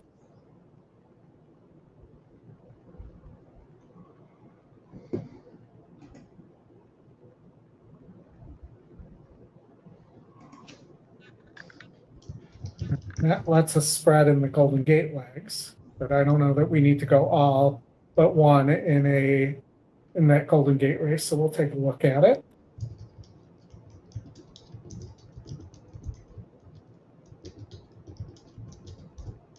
Six races today on the card for Golden Gate. How many? Race period 6. Wow, they couldn't even get to 7. Nope. That's because Or stops. All right, here we go. Race sometime. And here's one of those situations where you have a horse that does not have a great GSR who's at Golden Gate.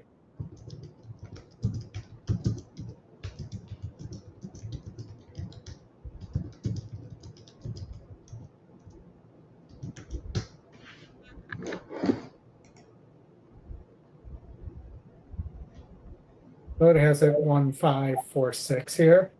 Let's just look at the 6 and take a look. So at 9 furlongs against 62, so it's taken a big drop here. It did win on turf at a mile overseas. That's its only win. Big drop, just missed. So, I mean, makes sense. Probably have to use even with the not great GSR. The 4 looks like it stops most of the time. But again, this is Golden Gate, so. Oldie, we get a comment here. The screen looks a little blurry. Can you blow it up a little more? And while you do that, I'll answer. I think it might make it even more blurry, but is that better or worse, guys? Let us know, Warren. When the GSR moves up or down, how does it change your opinion, your options, and how many points affects your handicapping? I look for drastic ones, double digits, 8, 9 points, things like that. 61 to a 62, 58 to a 57, vice versa. Those don't mean much to me. If I see 3 horses that are the top 3 that are separated by 3 points, I don't worry about those things either. You're looking for drastic things like this one here, Oldie. Stick with this. You'll see, go back. You'll see that the horse is at 58 today and got 49 last out. That's drastic enough for me to take it into account. Now, that's also Neil Drysdale. It's also got a 12-1 E morning line and things like that. 5 would be a good rule. Yeah. You should always take actual results into. You should also take actual results into account, and keep in mind GSR isn't talking about a horse finishing second. It's really only looking at whether the horse wins. Yep. Or the likelihood of the horse winning. So, based on familiar ancestry. So, I personally don't like this 5 horse. Okay, only one more so question. I would drop that. I didn't like the 7, and I didn't like the 2. All right, one more question here. I've had an e-inscription for years, but I've never seen the race. And then can you show me how to get there? Yeah, just wait till the end of the month, and it will appear as an opposite thing there on the ticket generators you see on the screen. It has not been released yet. Oldie and I have it.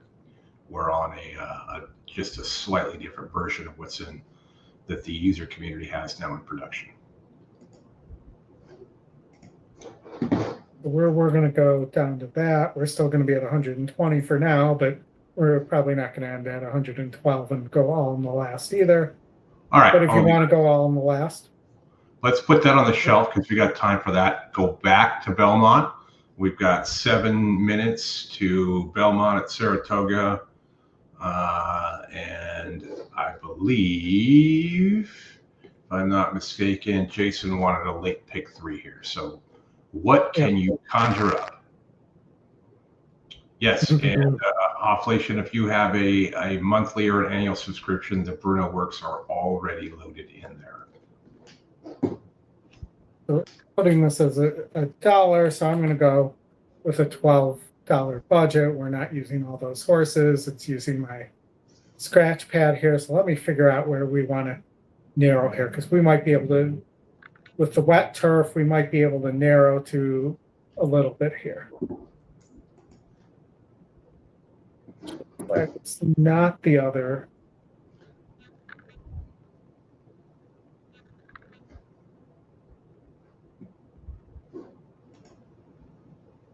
Four definitely has wet turf form.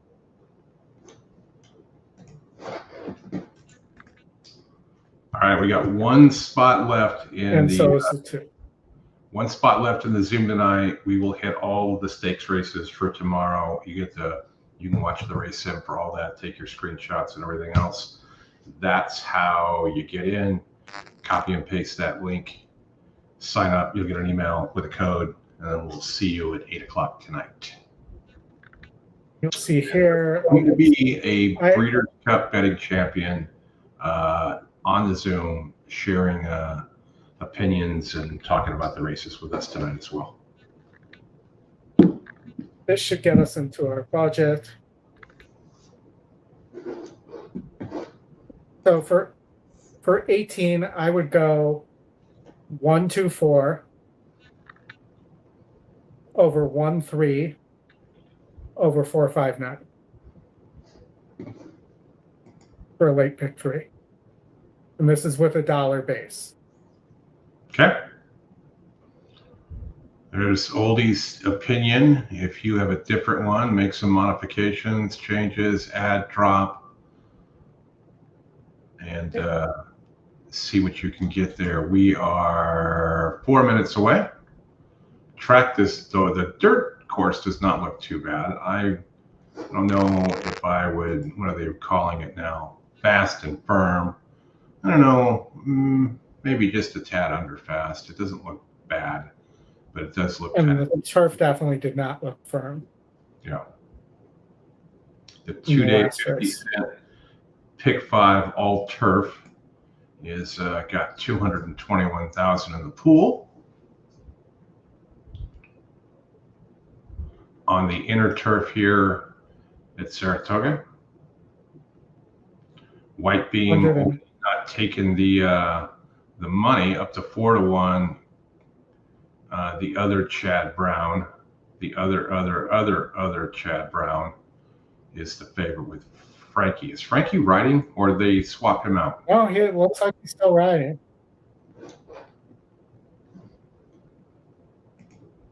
Him and his Vittori are still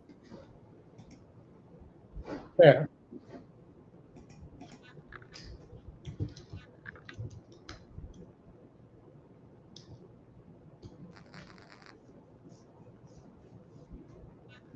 And, you know, I'm going to do one other thing. I'm going to play a Gino Romantica double into McCulloch, English Rose, Didia,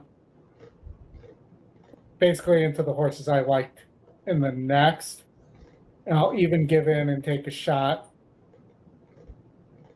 on Warlike Goddess and the 12, the other Chad Brown I didn't like. So I'm just going to play a small, like $2 double there, but Gino Romantica at 5-1 or 9-2 right now. Let's say 5-1.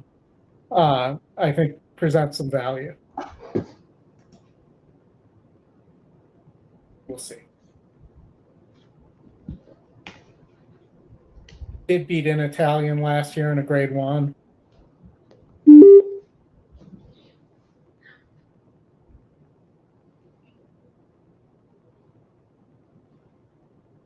And they're still kind of moseying around.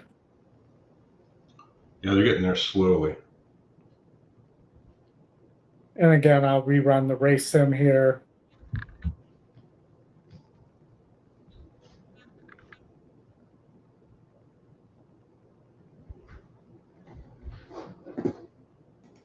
Well, at least we didn't end up with an hour and a half delay or something. Yeah. That is very true.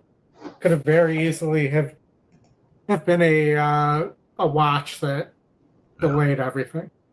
And the 4 and the 7 here, Oldie, did have some wet turf form. I think we talked about that last night as well. And the 2 as well. Yeah. So if you go down the 2, French horse, didn't run all that well in the wet though. So maybe upgrade the 7 white beam there.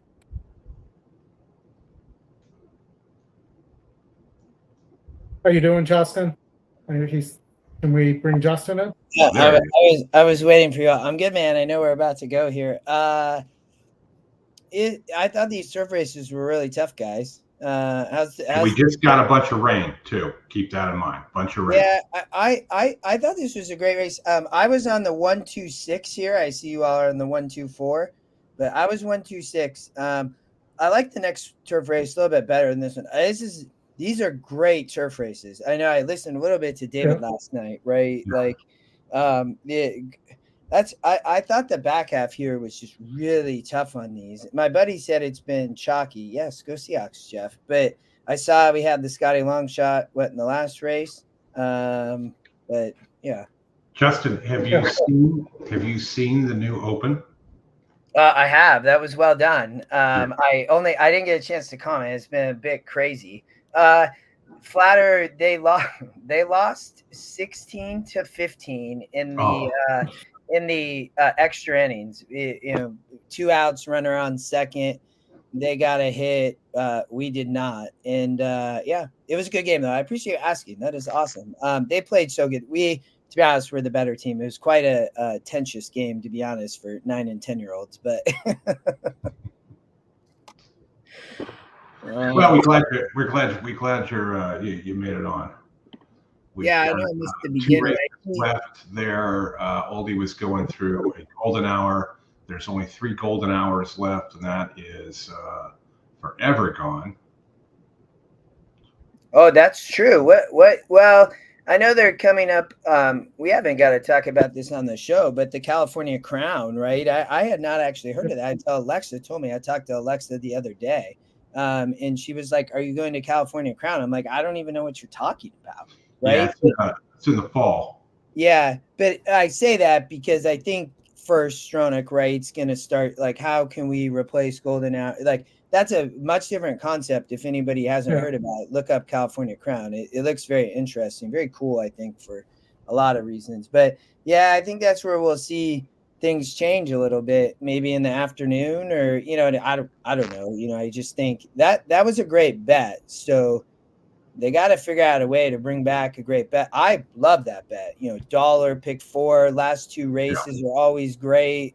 Usually good sized fields. Like, yeah, I would love to see Del Mar do something similar to that and go with the last 2 at Del Mar with the first 2 at Los Al. I think that is a good fit there. Good.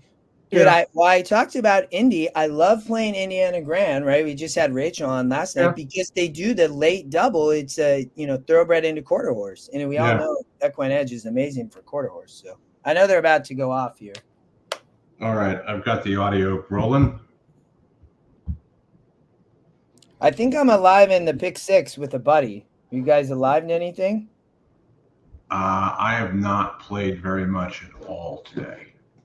The playback of my pick 4 after my pick 5 burned in the first leg when I tried to play against the horse the race sim had winning is alive and got 10-1 in the first leg. Oh, I'm singled to the 2 here in the pick 6. That would be nice. I would take that. Yeah. I hope he doesn't jump off. Manniness, Franco. Never gets old. Oh, look, already trying to get to the lead.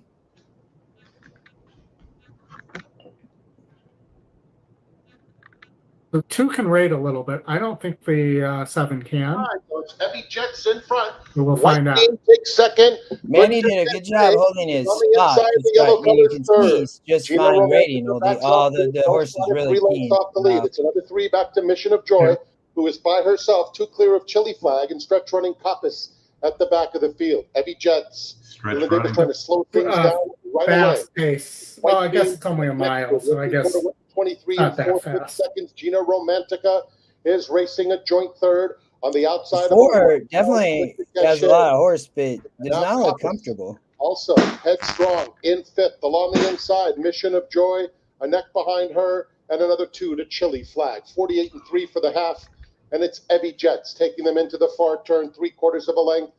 White Beam poised in 2nd. Butta Cachet rides the rail in 3rd. Gina Romantica in the clear. Coppice between those 2. Mission of Joy and Chili Flag. They're covered by 6 lengths with 1/4 of a mile to go.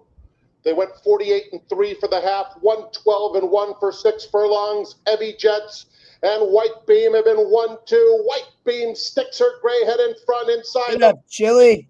Gina Romantica. Here's Chili Flag. Get up, Chili. Huge Come on, Chili. rally in the center of the course. And Yeah. Chili Flag is Yeah. running the ball down. Chili Flag, an enormous day for Arad Ortiz Jr., has won the Jesta game. It's a Yeah, I He should heard fo- he had a he big should- day. Is he just winning race after race? Is it Irad's day?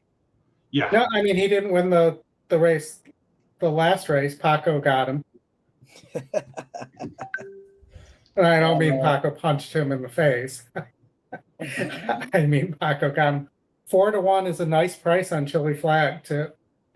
Hey, look, Mission of Joy ran a big race there. I think maybe he got 3rd, maybe. I don't know if Mission of Joy got up for 2nd, but See, no.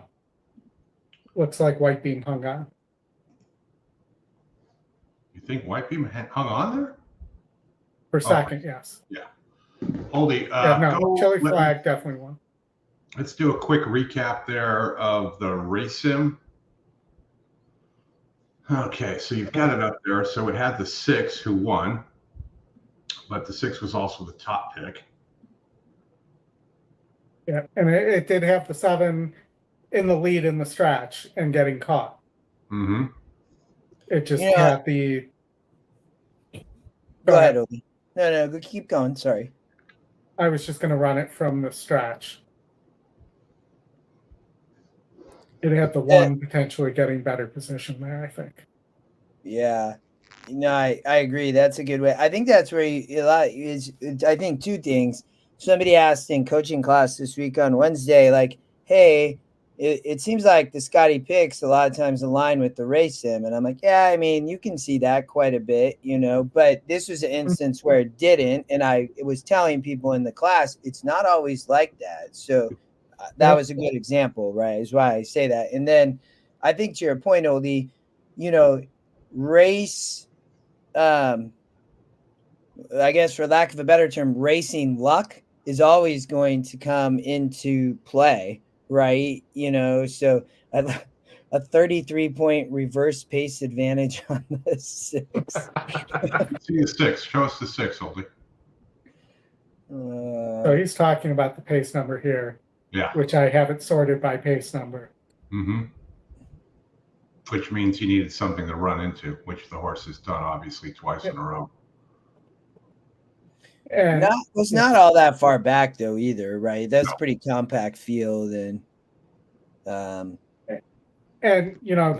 Bruno says this. Look when you're dealing with mares and fillies, look for the one that hasn't won the grade 1 yet when you're dealing with a bunch of Chad Brown horses.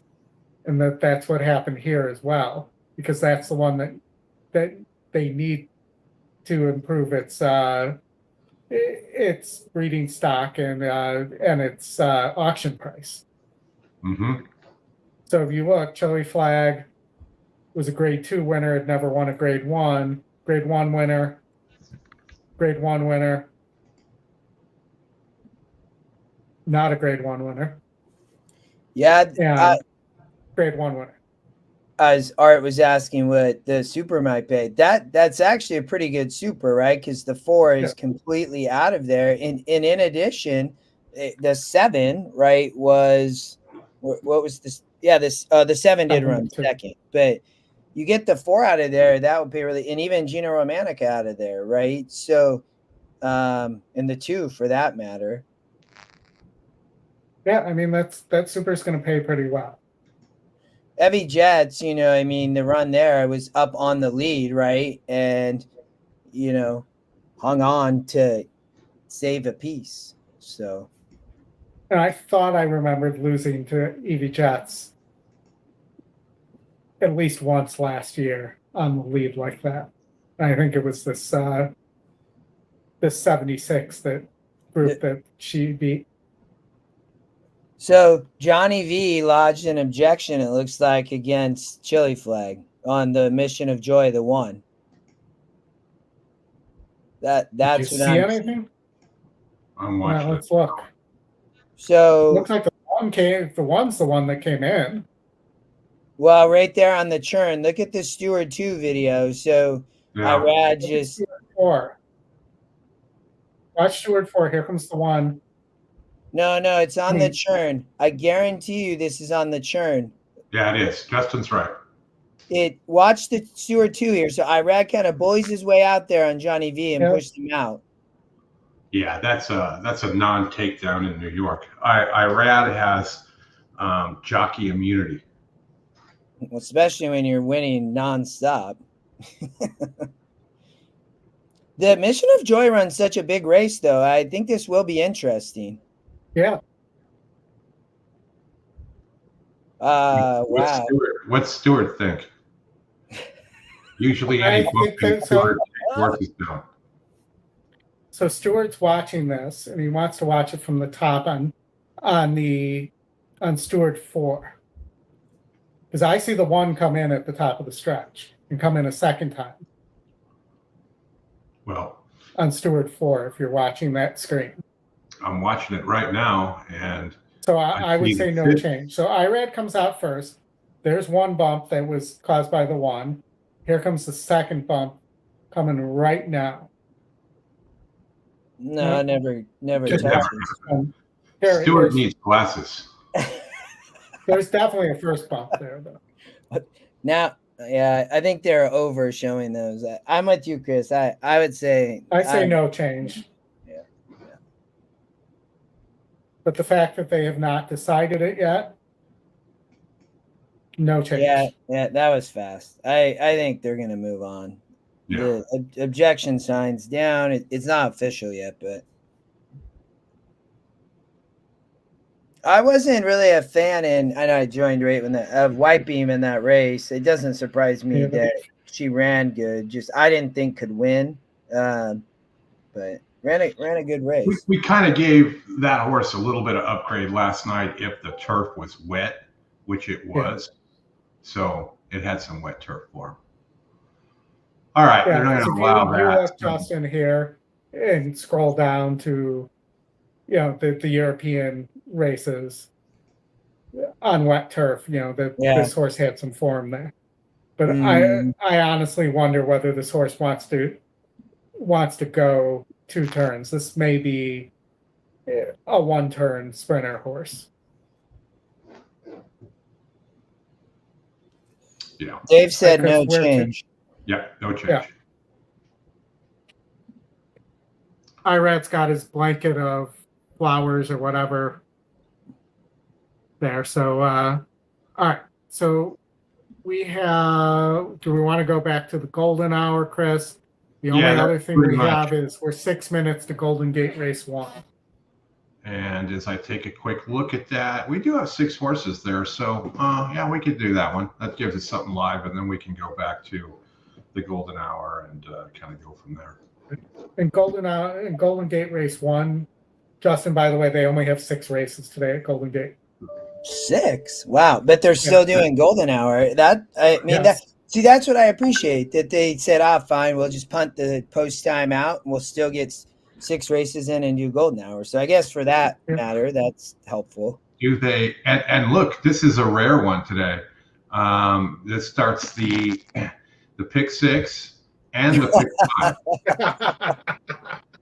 And then the pick 5 will start again in race 2. Yeah, you have an early pick 5 in race 1, a late pick 5 in race 2, and the pick 6 covers both. That's never, I don't know if I've ever seen that. No. That you want to talk about a way to just oversaturate your wagering stuff there, and where all the money's going to go. But I thought about, I'm still technically kind of just finishing the workday, but I was like, man, I should just cruise down I-5, man, down to Union, Oregon, and hit up the Eastern Livestock, races down there in Oregon.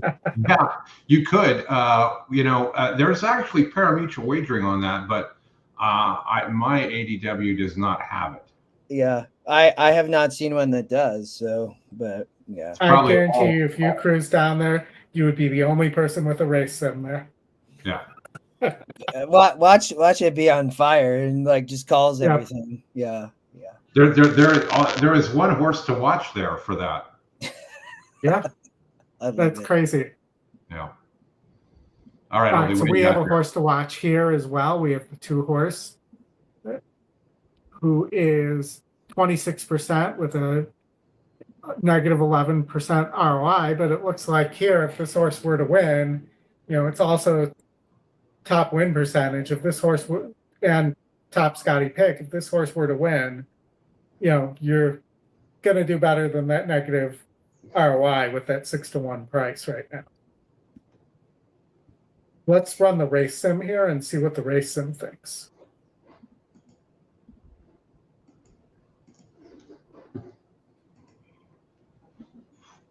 I struggle to. Go ahead, Oldie. Go ahead. I was going to say the race sim thinks the 3 and the 7 are going to hook up. Yeah, which I would see. I thought the 1 here was fairly vulnerable at 2-to-1. I would not put my money anywhere near that horse. I could be wrong, but I know you're running the race. Doesn't win the race sim. Not in the picks. You don't have a good morning line. Only 16%. He hasn't won in 2 years. I feel like, nearly 2 years, August of 22, and was on the lead that day. Not probably getting the lead today, right? Yeah. Not dropping. Really, dropping 2 points. That's not much. I'd rather throw the 1 out and use the 7 there. Yeah, the 7 hasn't. The 7 hasn't won in 2 years either. But if you're going to choose a horse that non-winner of 1 in 2 years, the 7 and the 1, the 7 won on August 28th, and the 1 won on August 26th, 2 years ago. So I'm thinking maybe let's just look at this 5. The 5's at least 1. Maybe a 2-3-6-5 try box here. Way to go, Art! Boom, very nice. Boom. What do you think? 2-3-6, 2-3-6-5.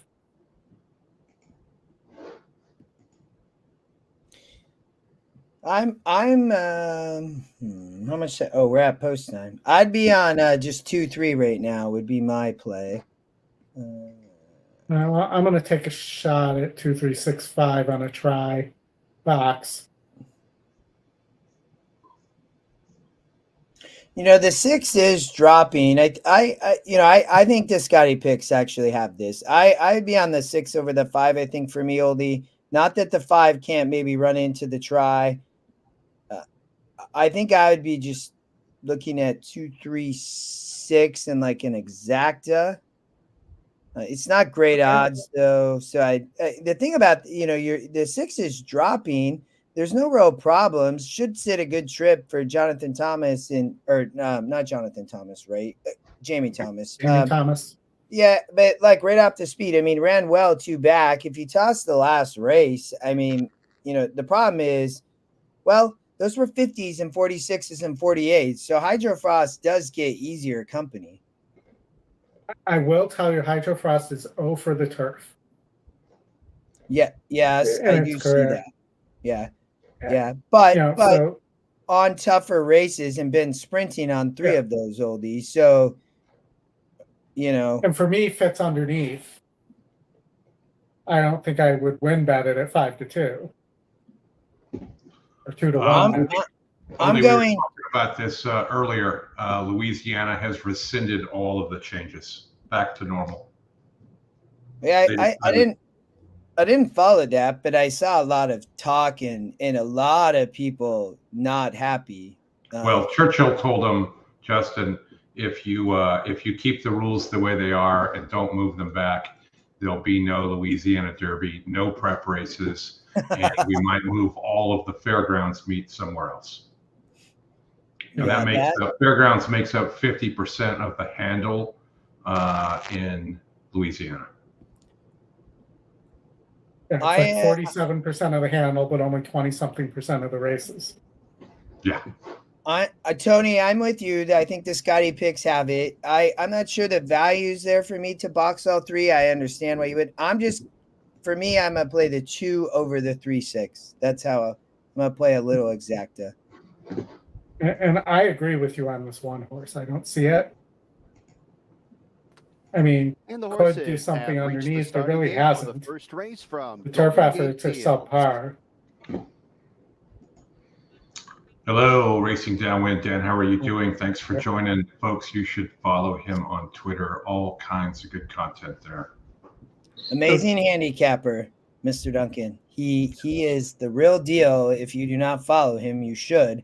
And the awesome thing is he puts out picks, various tracks, and even the greater thing is he plays Hong Kong, right? Yeah. And I know he just had a great international trip in Japan and Hong Kong. So, but if you like Hong Kong racing, definitely follow him as well. And he puts out his picks for U.S. tracks too. And I will be right back. Yeah. So, Justin, earlier today, I mentioned this at the start of the show, but I had an early pick 4-5 alive to the pay lag at Saratoga. I'm like, how did I miss this freaking horse that's 3 or 4 at the distance? So I played a double into the next, a $10 double to the 3 and 9 in the next, and ended up hitting a $400 double. Wow. Well, there's your cover. That's good. 3 to it ain't over who trails the field. Oh, great. And Deo are first and second. Roaring Tiger gets off the inside in third, pushing a Collider out of path in fourth. Roaring Tiger, Hidden Dragon. Second last, saving all the ground. The 1 really pushed the 2 out there. The 3 wants the rate. It ain't over. As they turned on to the backstretch. And the 5's going to try to come from the moon. First and second. At Collider, early move outside, 3 deep in third. Deo towards the inside. Wow, Art, $1,300 on $32. Yeah. That's what you guys were talking about. That's awesome. And then about that's the kind of ROI you want to see. Ain't over who trails. First quarter, 23.45, less than a half mile to go. Oh, great, and Roaring Tiger, no change in the order. At Collider will be stuck out wide into the turn in third, and then it is Deo towards the inside. Hydro Frost looking out for some racing room, still about 2.5 off the lead, and 6 lengths back to it ain't over. The half in 47.27 as they wind their way to the quarter pole. Roaring Tiger takes over from Oh Great, who backpedals. It's Hydro Frost who splits horses. At Collider's on the grandstand side as they are in upper stretch. It's Roaring Tiger who's homeward bound. Get up 2-6, not 6-2. Clash for lead with 1 furlong to go. Come on, 2. Get him. In third, they run down a deep stretch. Hydro Frost. Get up 2. A final try on the outside. Get up. You got it. Get up. Got it. Get up. No. It's Hydro Frost. No. Hydro Frost barely over a clock. Well done, Tony. Tony boxed it. He did better than me. That was close though. That was a good race. Yeah, we were right about the 1 though. That's bad. Well, the 6 went off as co-fave, looks like, but yeah, but the 1 was the 1 didn't even last as long as it normally does, but that's kind of what that horse does. And this time they decided to try to go to the lead. Very nice, Tony. Yes, you got it. All right, we have 11 minutes to Saratoga. It finish, looks hold on like tickets, 16 top of the minutes mile, to 137.41. Santa Anita, race 5. Let's see if let me just take a quick glance while we're waiting on Chris and see if we can find anything else that's coming up here. The 1, Roaring Tiger, 4th, the 3, Ruidoso. KO. Yeah, we can look at Ruidoso. We got about 4 or 5 minutes in between Ruidoso. Or you want to? You haven't had a chance really to talk about your thoughts on the last couple of races at Saratoga. If you want to talk about the your thoughts on the New York and the Acorn. We can go. Let's just go to Saratoga. That's fine. Let me. If you want to share your screen, you're welcome to too. Did you cover this other than last night, Oldie, at all? Yeah. So, for the purposes of my multi-ticket here, I singled Didia. Yeah, I really like. I mean, that's John Resolute Racing, right? I think that was a great acquisition by him, I thought. I think she's very, very live here. Well, and you're getting 11-1 right now, which seems crazy to me. That is crazy. He's live in the paddock right now too. John is? Yeah. Yeah, that doesn't surprise me. He was giving away tickets to the treehouse. I saw. Yeah. I was like, why can I not be closer to Saratoga? You're a little ways away for sure. Yeah, Bluegrass Grand. We will get to a 70 to late pick 5. I think we have plenty of time. Let me just verify. Who won that race at Golden Gate? The 6 and the 2 for the second. All right. All right. So, go ahead, Oldie. I was going to ask what your thoughts were on this race besides Didia. Yeah, I thought the English Rose would be tough as well, Oldie. Here, I don't know. I know I cut this down, so I don't know what happened. Maybe, well, either way. Or do we want to put your screen up? No, I think it is, isn't it?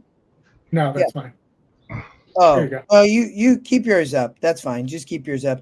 I thought, I think from a pace perspective, I had heard that it likely was to be wet. So I kind of made that assumption. I thought that English Rose would be difficult here, up likely on the lead, right? But I do think Didia sitting close is dangerous, I thought.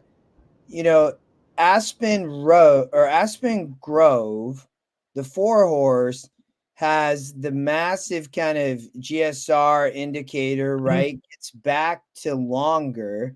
You have gaff riding. So I was on the Scotty picks here, Oldie, to play an exacta box. That was my play here in the New York. I thought the English Rose would be tough up front. I thought that, maybe Aspen Grove with gaff. There's so many horses, right, that have late speed here was what I noticed. Right, which was predominantly why I thought English Rose might be very difficult. And so, but for the horses closing, right, because, okay, let's say a closer can get up. That's where I thought Aspen Grove might be difficult, to be honest, or might be a player. And then I know you talked Didia last night. I thought she, I've always thought that she had potential. Last out for her, right, was at Keeneland, the Jenny Wiley, but in what I would say, I thought this was a tough race, but if I was playing a pick 5, or if I would have, I thought English Rose might have been a single, and in this race, that's why I was like, well, I do like that vertical bet though, because you're getting a great price on Didia and you're getting a great price on Aspen Grove too. So, from a closer perspective, but I really did think with Didia and English Rose being up front on a turf course like that, I know we just saw Chili Flag come a little bit off the pace, but that was a very compact field. And so when I thought about this, there's just not a lot of speed here. So I did think, well, if English Rose sets somewhat of just easiest fractions, I think she's just going to be really tough, to be honest. Lightly raced, has run well overseas, and then ran well in the Jenny Wiley, right? I mean, 10 horse field was the favorite, so that's where I landed. It was just 2, 3, 4. Yeah, I really thought, and I'm gonna play the exacta there. I don't know. I might play a daily double into the last, but I'm for sure gonna play the vertical exacta. Kenny Pittman in the house, our only So what's the viewer 5? from Wyoming. He likes the pace speed numbers on the 4 and 5. Okay. I will tell you, so The 5's taking Justin, money. I thought there was more speed in this race than the pace number indicated. I think Favrola pretty much is going to be up on the pace. Multiple grade 1 winner. And I also thought Be Your Best has speed and needs to be forwardly placed. And Royalty Interest as well from the 12 hole, has never been more than a length and a half back at the start. And I think Chad may try to set this up for McCulloch by using Royalty Interest as one of his rabbits.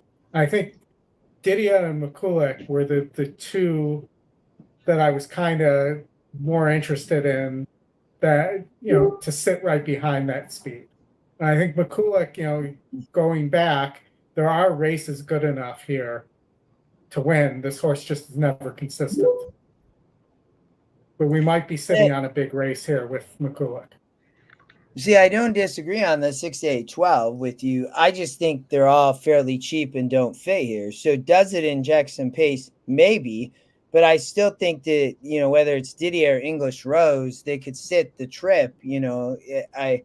That was kind of my perspective. They're going to get first jump.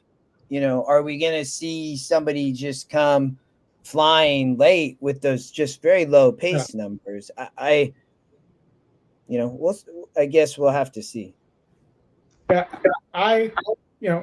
if it comes down to that, I mean, I mentioned the Mod interview where he says this is too short for Warlike Goddess last night as well, that this is, so he was interviewed 2 years ago at the Breeders' Cup as to why he put Warlike Goddess in the Breeders' Cup turf instead of the filly and mare turf.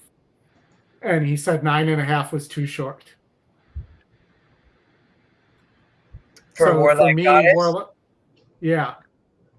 I mean, not impossible here, though, if you get the pace you're talking about.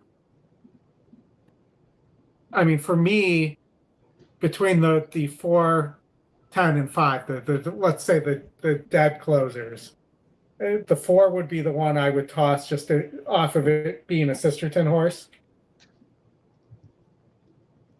And, I just think that Mott and Joseph O'Brien are better trainers. I don't know how good American Sonia actually is. This is a grade 3 horse and a huge step up in class. Would be my thought also. Did Didier end up being your top pick, Oldie? Yes. Yeah. It's interesting, though. Graham and his motion on Sparkle Blue come out very good here in the race sim, as does the 13, surprisingly.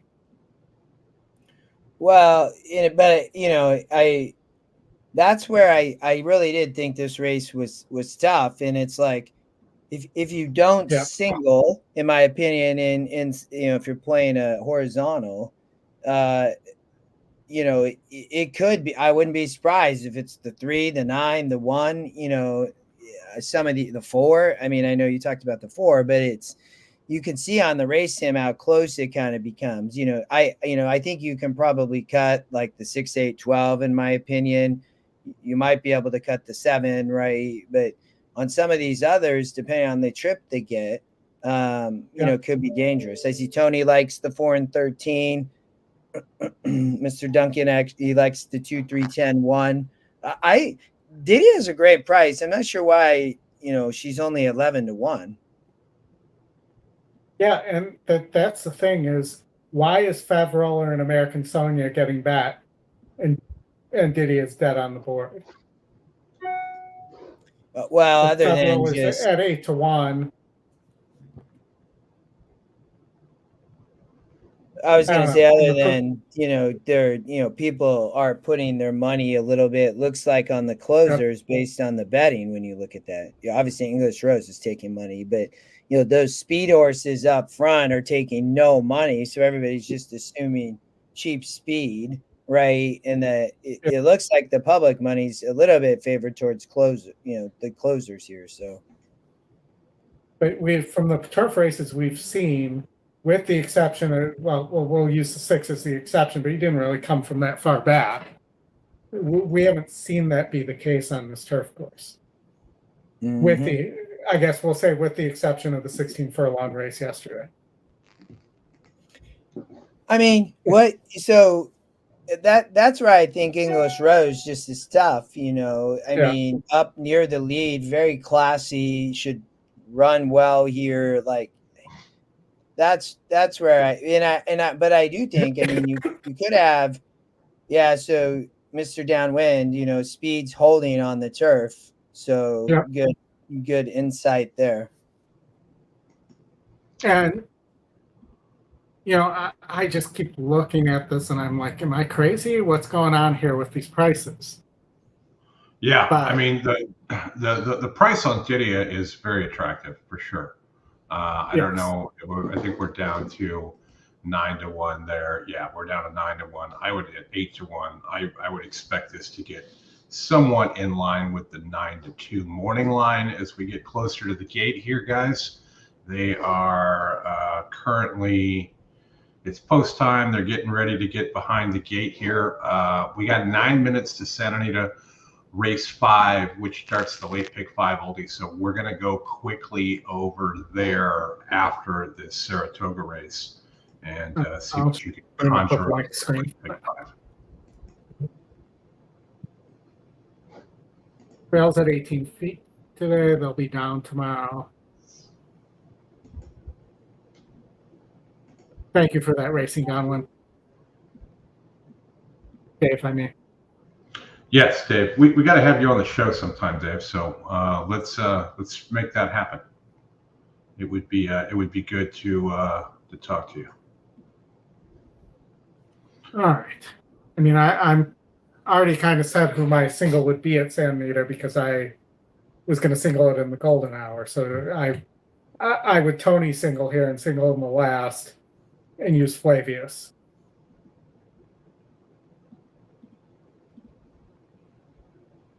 Even though Flavius is only 4 of 17, has won 3 in a row at the distance.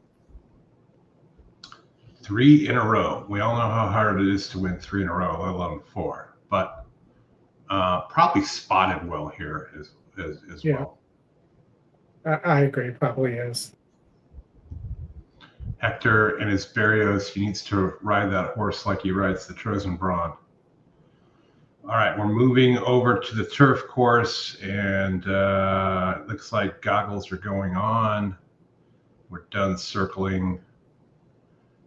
We'd like to thank Naira for allowing us to show these races. Oh, that's right, we can.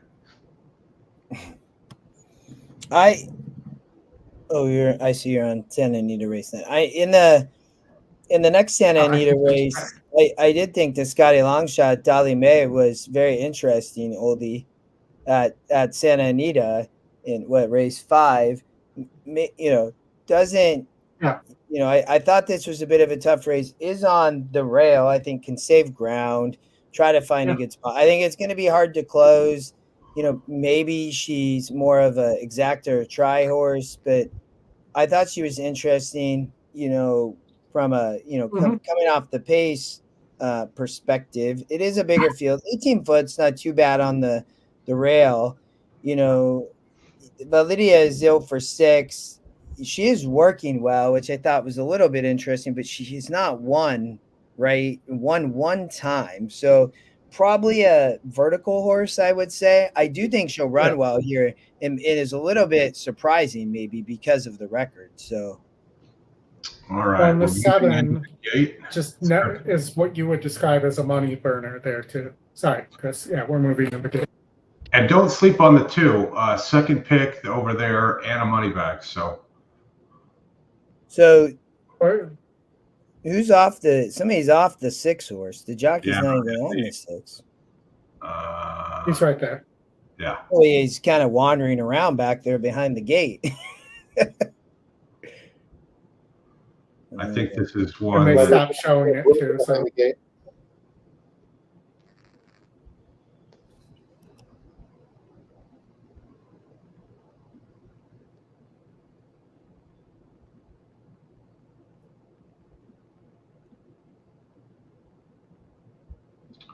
And we're going into the gate.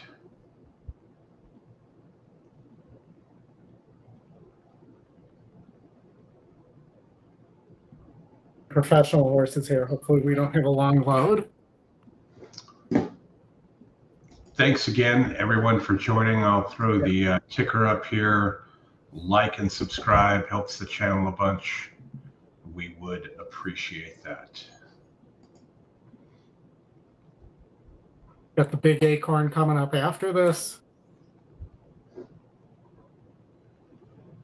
Acorns aren't very big, Goldie. They're kind of small.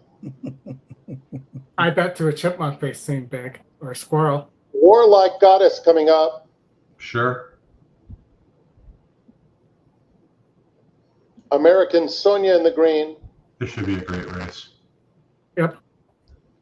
Star Fortress set to take up her position, as is Fev Rover. You know what they say, Fev Roller. Royalty Interest. Warlike Goddess is just a cool name, too.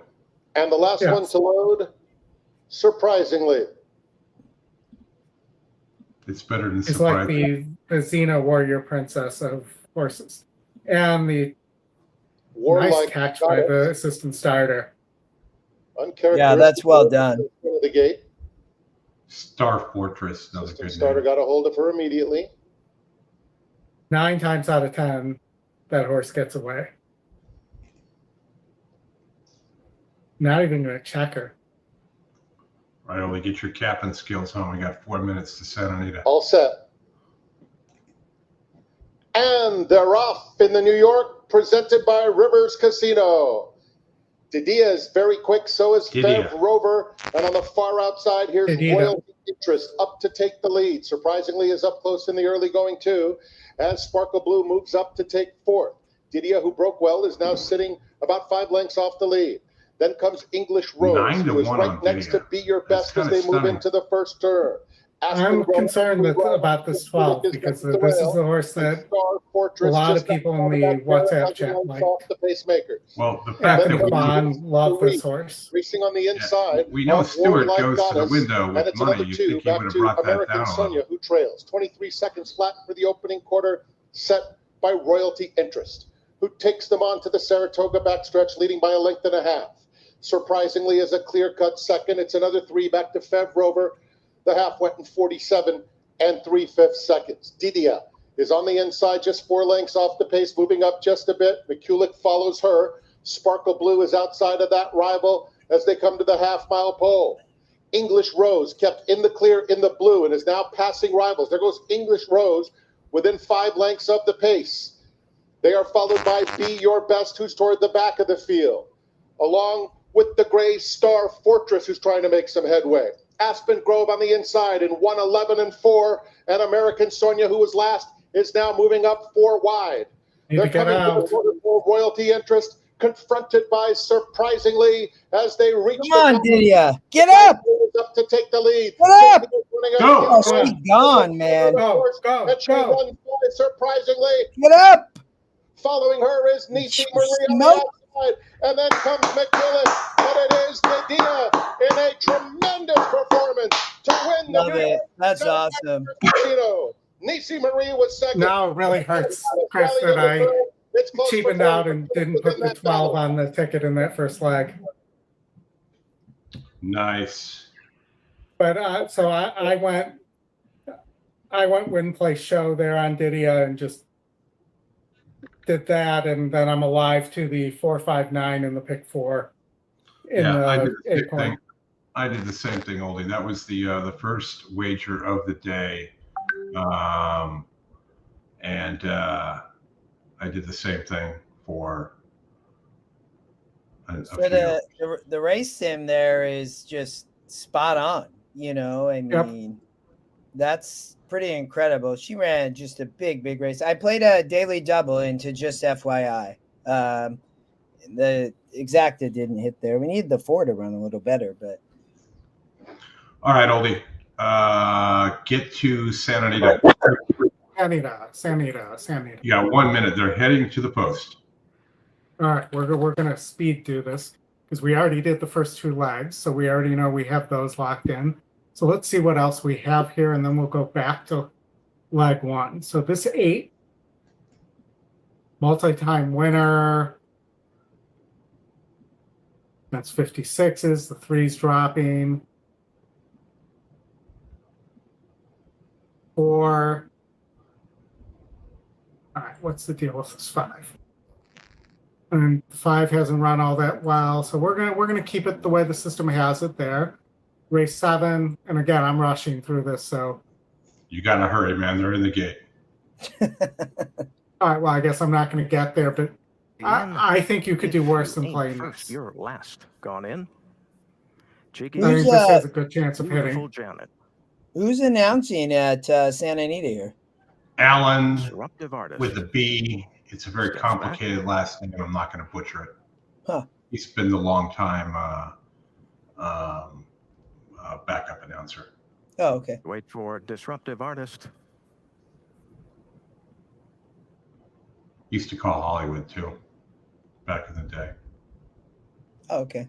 Nice. I don't recognize the voice. That's why I was saying that. Ladies, I never got to play Hollywood back in the day because I wasn't playing when Hollywood was open. That's true. Trevor used to do Santa Anita, Hollywood, and Del Mar year round. Wow. That's before he bought the farm and well, he Dolly May still alive. And beautiful Janet. If when you bought went the first, farm. you're last. Disruptive artist up on the outside and by the stands the first time. Hopefully people made money on that because if that was a gift. By cheekiest as they head into that was a turn. gift. If you ain't first, you're last. Takes the name seriously. Shows the way. And just by the way, what I said last night to David was I thought Didia was going to sit a perfect trip behind the speed. To go right down at the inside. Then by the way, I have Price is Right story in this. Cheekiest is down on the inside with some run. Leopardus on the far outside, 1 length further back. Dolly May and True Did you see that Dick Best one last week? Yeah, that's the official horse of the stretch run. Beautiful Janet. There was the horse named Stretch Run, though. Was that in the next race? Is on the inside third. Disruptive Artist is then in fourth. Marina's follows. It might have been in the golden hour somewhere. Yeah, I totally wrong. Cheekiest, Dolly May and True Patriot as they swarm in on the early leader and beautiful Janet now. It is beautiful Janet going on to the front. Disruptive Artist is coming up alongside, turning into the stretch. Blazed-faced, beautiful Janet. Disruptive Artist. Leopardus is next in third, along with Marina's Tina. In the stretch run, Dolly May has come from stretch run. Come on, one, get up. Dolly May. You got to cut that, Oldie. Another closer, True Patriot, the far outside, and one in between them. That's great. He held on. We got to cut that, Oldie. We got to cut that. Yeah, that's it, Bill. Alan Bucadol is the track announcer there. We got to cut that. He said stretch run, and Justin got a winner. Love it. Yeah, so, we'll definitely. So I'm going to make a note right now. It is 5:20 my time. So that helps me find it to tell Corey where to cut it. So. Yeah. I used to have like a little sheet of paper and you like jot coaching class, whatever, you try to jot them down, right? Always helps. So today's 5:20, and I guess we should do Didia too. So let's do 5:15.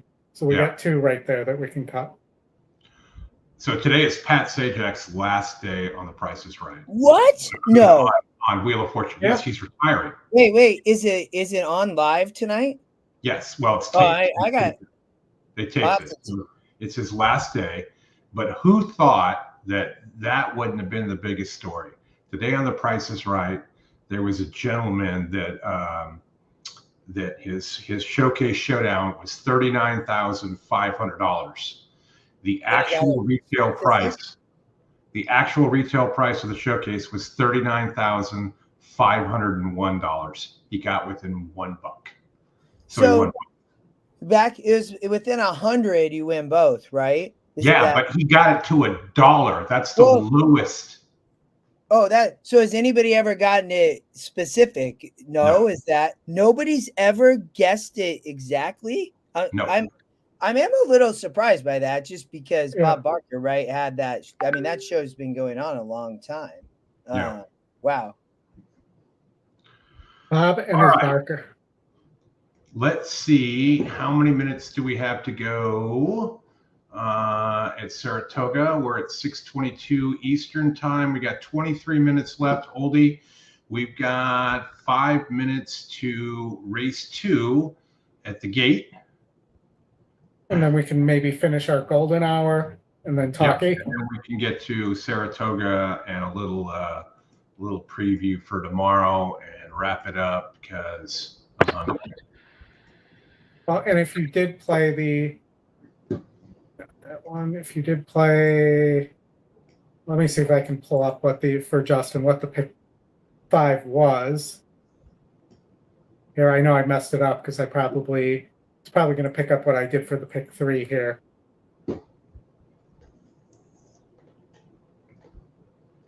Yeah, this isn't it. The pick 5 is going to pay good, huh? There's a sky along. The pick 6 should pay okay too, I bet. Yes, there was a big ticket in the chat today. Did you see it, Justin? No. Did they? $2,880. What? Yeah. In the pick 6? Yeah. Is it alive? Yeah. Oh, well, I'm glad to hear it's alive still. There were no singles. And it's going to make money. Yeah. Well, as long as they hit the race, which I haven't seen it. Well, kudos to them for taking a big swing. So, I may be missing a horse in here somewhere, but I think I'm missing the 3 in here. But this is what my pick 5 was, Justin. So, I played back the pick 4 here. You didn't use the 12 in the first leg, right? Did not like the 12. I did not think the 12 could rate, and I was wrong. That was like one of his top picks of the day. My buddy Chris. We were in the pick 6, but he had singled English Rose. But yeah, Brad was all over the 12 as well. If Chris and I would have put our heads together, we would have come up with something with Didia and that 12. So, but we're alive in the pick 4. Let's see if we can. So just to wrap up the story with the big ticket, they are alive to the 3 at 36,000, the 4 at 16,000, and the 9 at 10,000. Well, that's good. I mean, not terrible, but you get another 1 or 2 long shots there, and you probably 3, 4, 5 times that. So. And I'm alive to the 4, 5, and 9 here. I'll take the $400 if Torpedo Lando wins. Okay, Oldie. Plus everything else. So wow, she's 2 to 5. Yeah. We got time. Golden Gate. All right. Golden Gate Fields. Race 2. Mark loves Ann. First time starter here. Yeah, that's who I would go with. First, give me the first time starter here. E long shot, first time starter. I'm sorry, Scotty long shot, first time starter, always been a good angle. Is it And top you three see- star? It is, yes. Oh, take it to the bank. Working well And as let's well. It's see. also Yeah. also the only 3-star work in the field. Mm-hmm. See, and in a Just field one- like this, you know, you have an 0 for 12 and an 0 for 7. The 0 for 12 is the favorite, right? So How is that? Why would you? I mean, 12. They've just been 12 times. How many people bet on Zippy Chippy that was 0 for 102? there was a horse that had lost 100 straight races. Zippy Chippy, That's look him awesome. up. I That's never awesome. knew. But hopefully they found a good aftercare for that horse. So. He was the lovable Yeah, I mean- loser. So Defensor Fortis is the favorite. You know, the 5. I mean, maybe the 6 could steal this on the front end. And I don't particularly like the Drysdale horse. Let's call it the Drysdale Clydesdale, but maybe you play a double from Mark Loves Anna to something in the next race. Yeah, I'm just going to bet the 2 to win and not get complicated. Maybe a 2 into 4-1. Do I like the 5 or the? Yeah, 2 into 4-1. Double.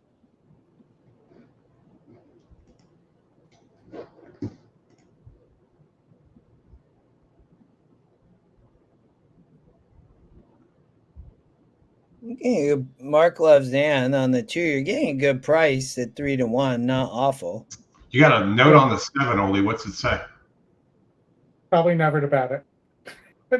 No factor. That this horse is it has won races. I was gonna say it's 1 for 8 at the distance. It is the slowest horse in the race, so it should be the 6 also, but it should be closing. And an exacta might be a horse to use, and it is a long shot there, so don't ignore that.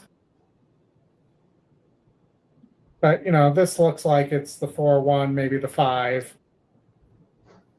Let's see what this 3, maybe the 3 if the 3 takes to the turf. Because I would toss out the 11 for a long race.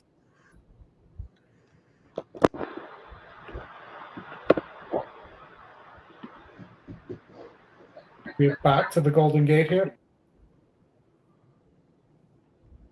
We got about another minute or 2 before they get close to the gate. I was reading a thread the other day on somebody that thought it would be really cool at Indianapolis if they put a racetrack inside the 500, and you could run it as a racetrack when they're not racing cars there. That would be kind of interesting. So I'll tell you, they tried that at Sportsman. I believe it was at Sportsman's after it was bought from the Steinbrenners in Chicago, and it was a disaster, and it was terrible for the horses. So I think that's two hard things to kind of put together. You can't imagine that at any moment horses are going to want exactly that. It was too hard.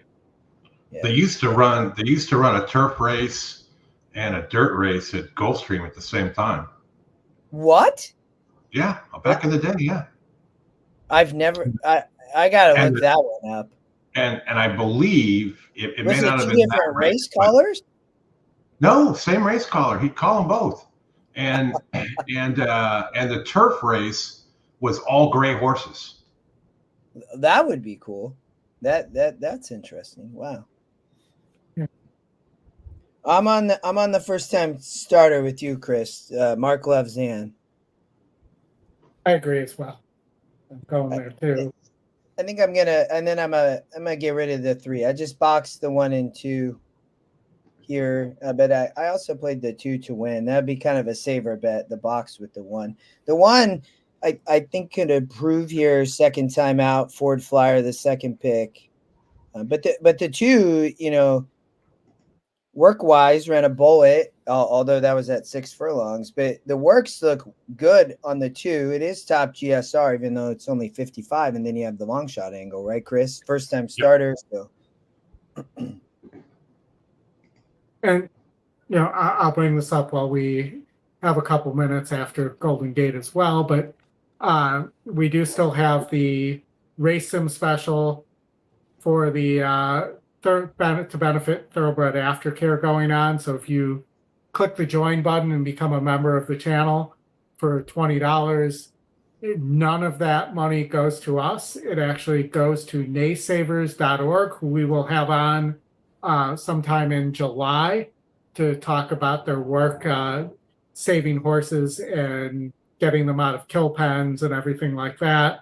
And that's who it's going to go to benefit. And tip of the cap to Scotty for allowing us to do that. Absolutely. Good, very good cause. I've gotten at least 4 horses from Naysavers. And how about Katie coming on last night? Oh, and Katie. Rachel too. So good.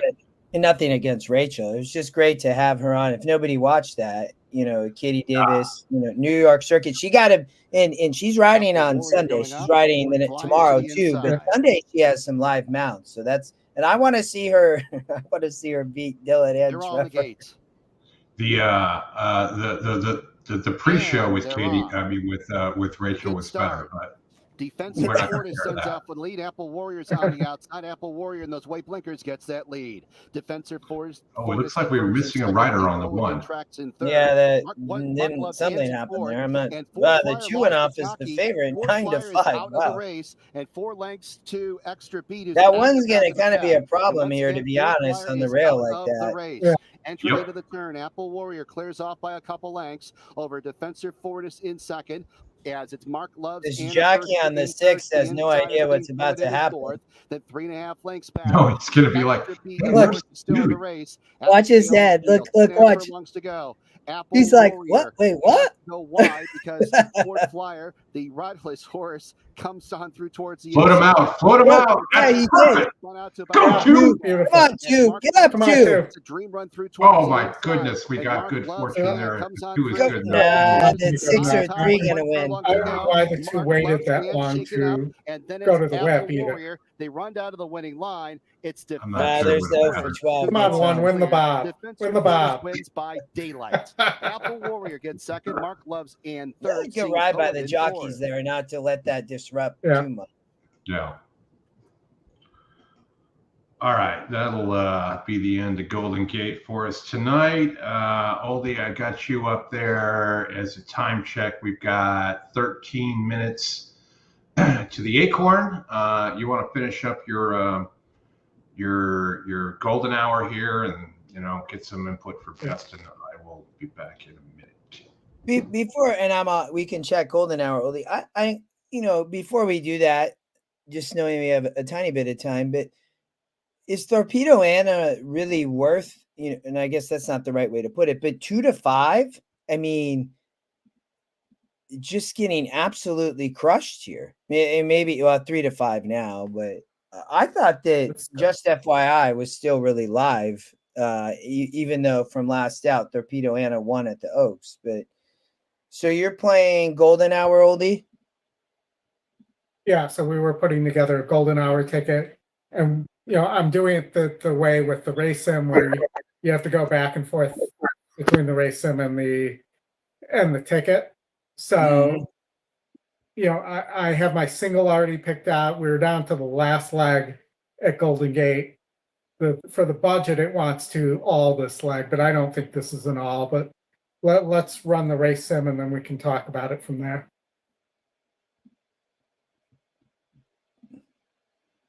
There's a bunch of second timers in this race. Yeah, it's a bottom level maiden. Yep.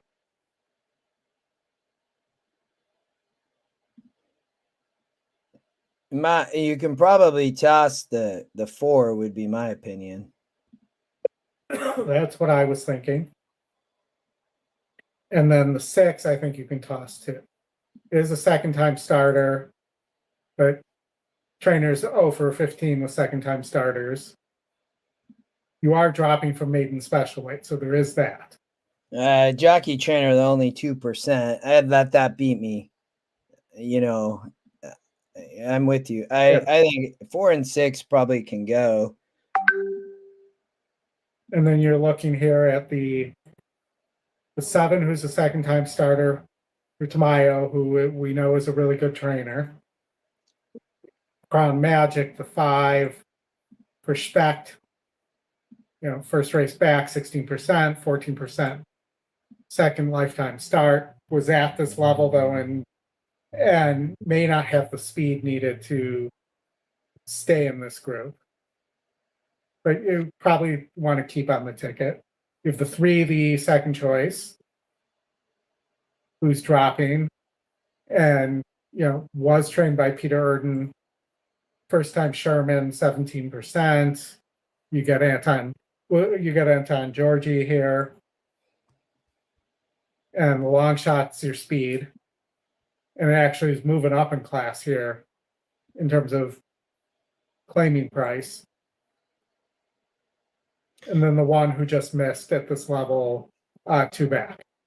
Well, and I was looking at the one, Oldie, because if you toss the race 2 back where the horse went 2 churns, and I only say that because the horses ran great sprinting 5.5 to 6, which it gets back to today. The win percent's only 6%, but nearly won off the pace in a 40, right? Just missed last out at this, actually a little bit easier level. This is maiden 12.5, that was maiden 8, but SOR, this actually shows up a little bit weaker. So that was my main point on the one. I have a little bit of trouble cutting that horse because if the speed does stop, Oldie, in the 2 horse, the Scotty Longshot, I think, if you don't want to narrow to the 3-7, I think it's very hard, and the 5's the top win percent. I find it a little bit hard to narrow here past the 4 and 6. I agree. So hold on one sec. We're going to switch to the right screen. There we go. And we're going to go, and we're going to 4 and 6.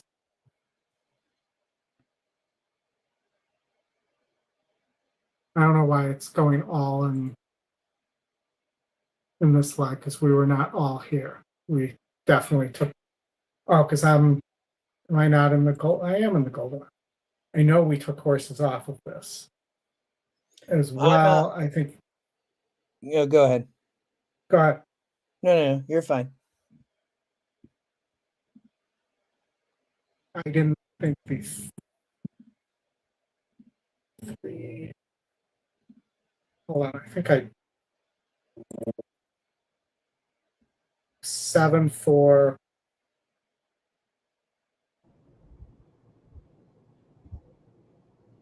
Well, that's 58s.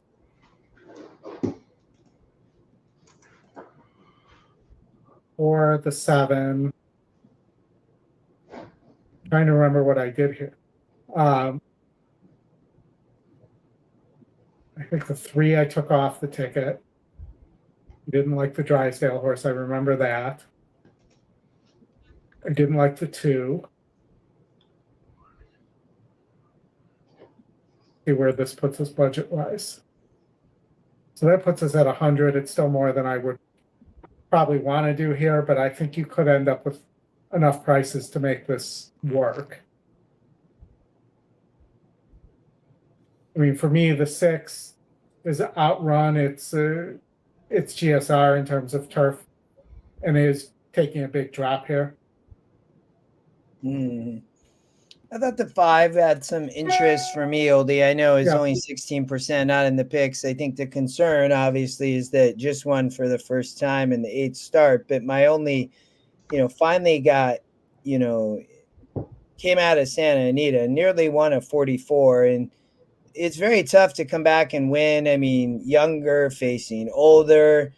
it would be the biggest concern, but it did run really well. And, my main comment here is, sometimes they just figure it out, right? If you get rid of the 54 and 50, first, back kind of off the layoff as a 2-year-old, they drop her here in allowance versus older, but she could improve, I guess, is my point here at Golden Gate versus this field. And one thing I like, and this is about the max I could go with that horse, Justin, that you're talking about, is it won last out, and I like females that won last out to win back, because sometimes the light bulb goes on. Yes. And if you're getting a decent enough price there, it's been good as well. And ASR, I'd probably drop the 7 too here. Is pretty far back there. And I think possibly your 5 gets first run here when the 4 stops. If the 4 stops, I should say. Throw the 7 back in there. Yeah. All right, we're getting close. At Saratoga, we got 3 minutes. Let's do it at $80. Jason was asking a question there. You all probably know I've been working all day, right? But is he going on a podcast tomorrow? Is that what he's doing? I have no idea. That's news to me. Yeah, Jason, we haven't heard, so you know more than we do. Sport All right, King we're getting close here. That's what he's talking about. He's going to be. He might. I would guess he'd be on with Chris Laramie, because that's his podcast. Yeah. And Justin, did you have any thoughts on the Acorn? Because we're getting close to. I was on Just FYI here. I played a double from Didia in the last into Just FYI. They just played it cold. I had always been a fan of her. I was a fan of her in the Oaks. I thought Torpedo Anna, was, Matt Dinnerman, great race caller, talked, a lot about Torpedo Anna prior to that race. A lot of people loved Torpedo Anna. I thought Just FYI I might be able to turn the tables here.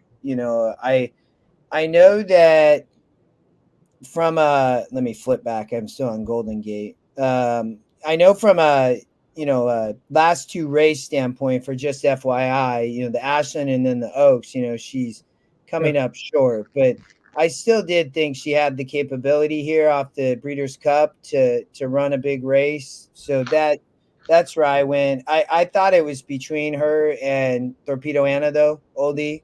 So Yeah, we had Chris Laramie on a couple months ago. So he is a great guy and a great follow. Go look up his Supercharging Your Pick 5 spreadsheet. Very cool. So Spires does not have, or TVG does not have, I'm not going to be able to do the audio for this because it's NBC, I believe. And no, it's Fox. Fox owns the rights here. So yeah, we're not going to monkey around with that. So we'll all just kind of have to watch it together on the side. Looks like they got a minute to post. Torpedo Anna is showing with the pony there, right? Yeah.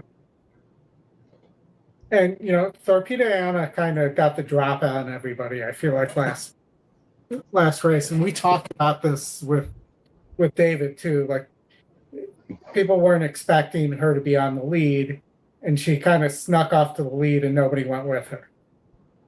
And I'm not sure that's going to happen this time. I think there's enough horses here in Leslie's Rose, Gunsong, and Just FYI that could go, and maybe Where's My Ring too, that could all go with her. Justin, the horse I gave out as my long shot is the long shot, my main squeeze. Winner of the 8 Bells at 7 furlongs, a lot of yellow, has a little more kick, I feel like. The question for me is 2 turns on this horse. Gunsong, I had interest a little bit. Oldie has a long shot as well. David likes Gunsong, by the way. David did? He said he's been on that horse, though, since its 2-year-old season. Yeah. But he said that Mark Hennick loves that horse and thinks thinks this horse has a shot here. So 28-1, that might be another win place show opportunity for people. Because even if, just FYI wins and Gunsong finishes second or something like that, you're still going to get paid pretty well here. We do have there is a $5 double here to the Belmont. I'm going to go with FYI here to the 1 and 3, which is Seize the Gray, Mystic Dan. And then I'm not going to be dumb. I'm going to quickly go over to Saturday, look at Saratoga in the Belmont, and who is the long shot? It's the Wine Steward.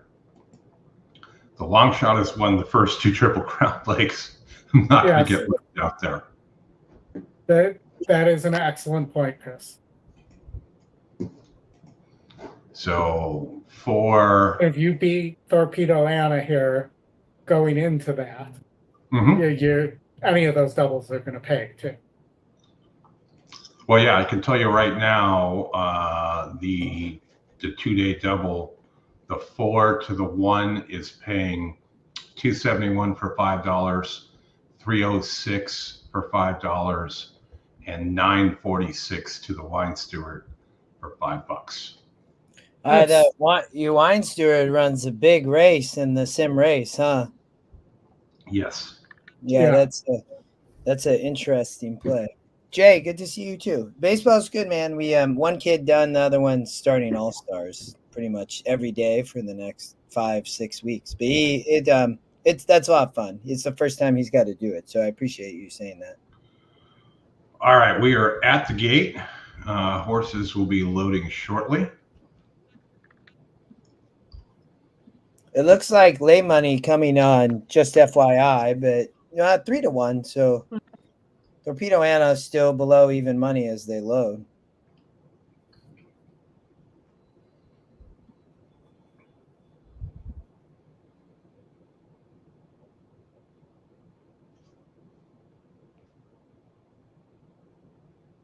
At least looks like the weather held off all day, right, guys? They had a rainstorm that poured. Oh, yeah. Okay. That's why we think what the difference was in knocking off Roses for Deborah. It was just the moisture and the turf. Otherwise, she probably gets there. Oh, yeah, she just missed, didn't she? I heard that. Yep. Yeah.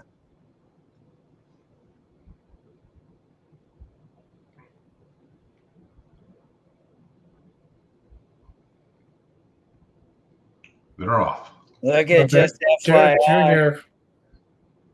They were not going to let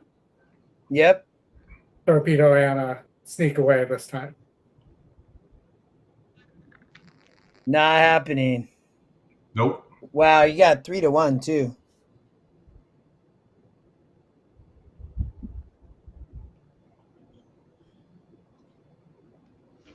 Well, we'll see if the 9 has it here. Gunsong's in a nice position too here. Leslie's Rose is sitting a nice pocket trip. 23.5.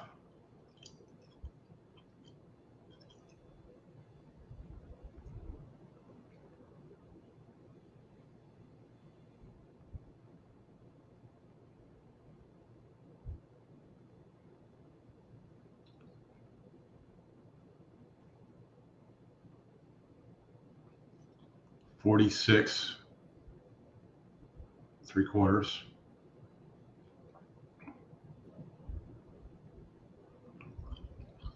I think the 9's going to be too good.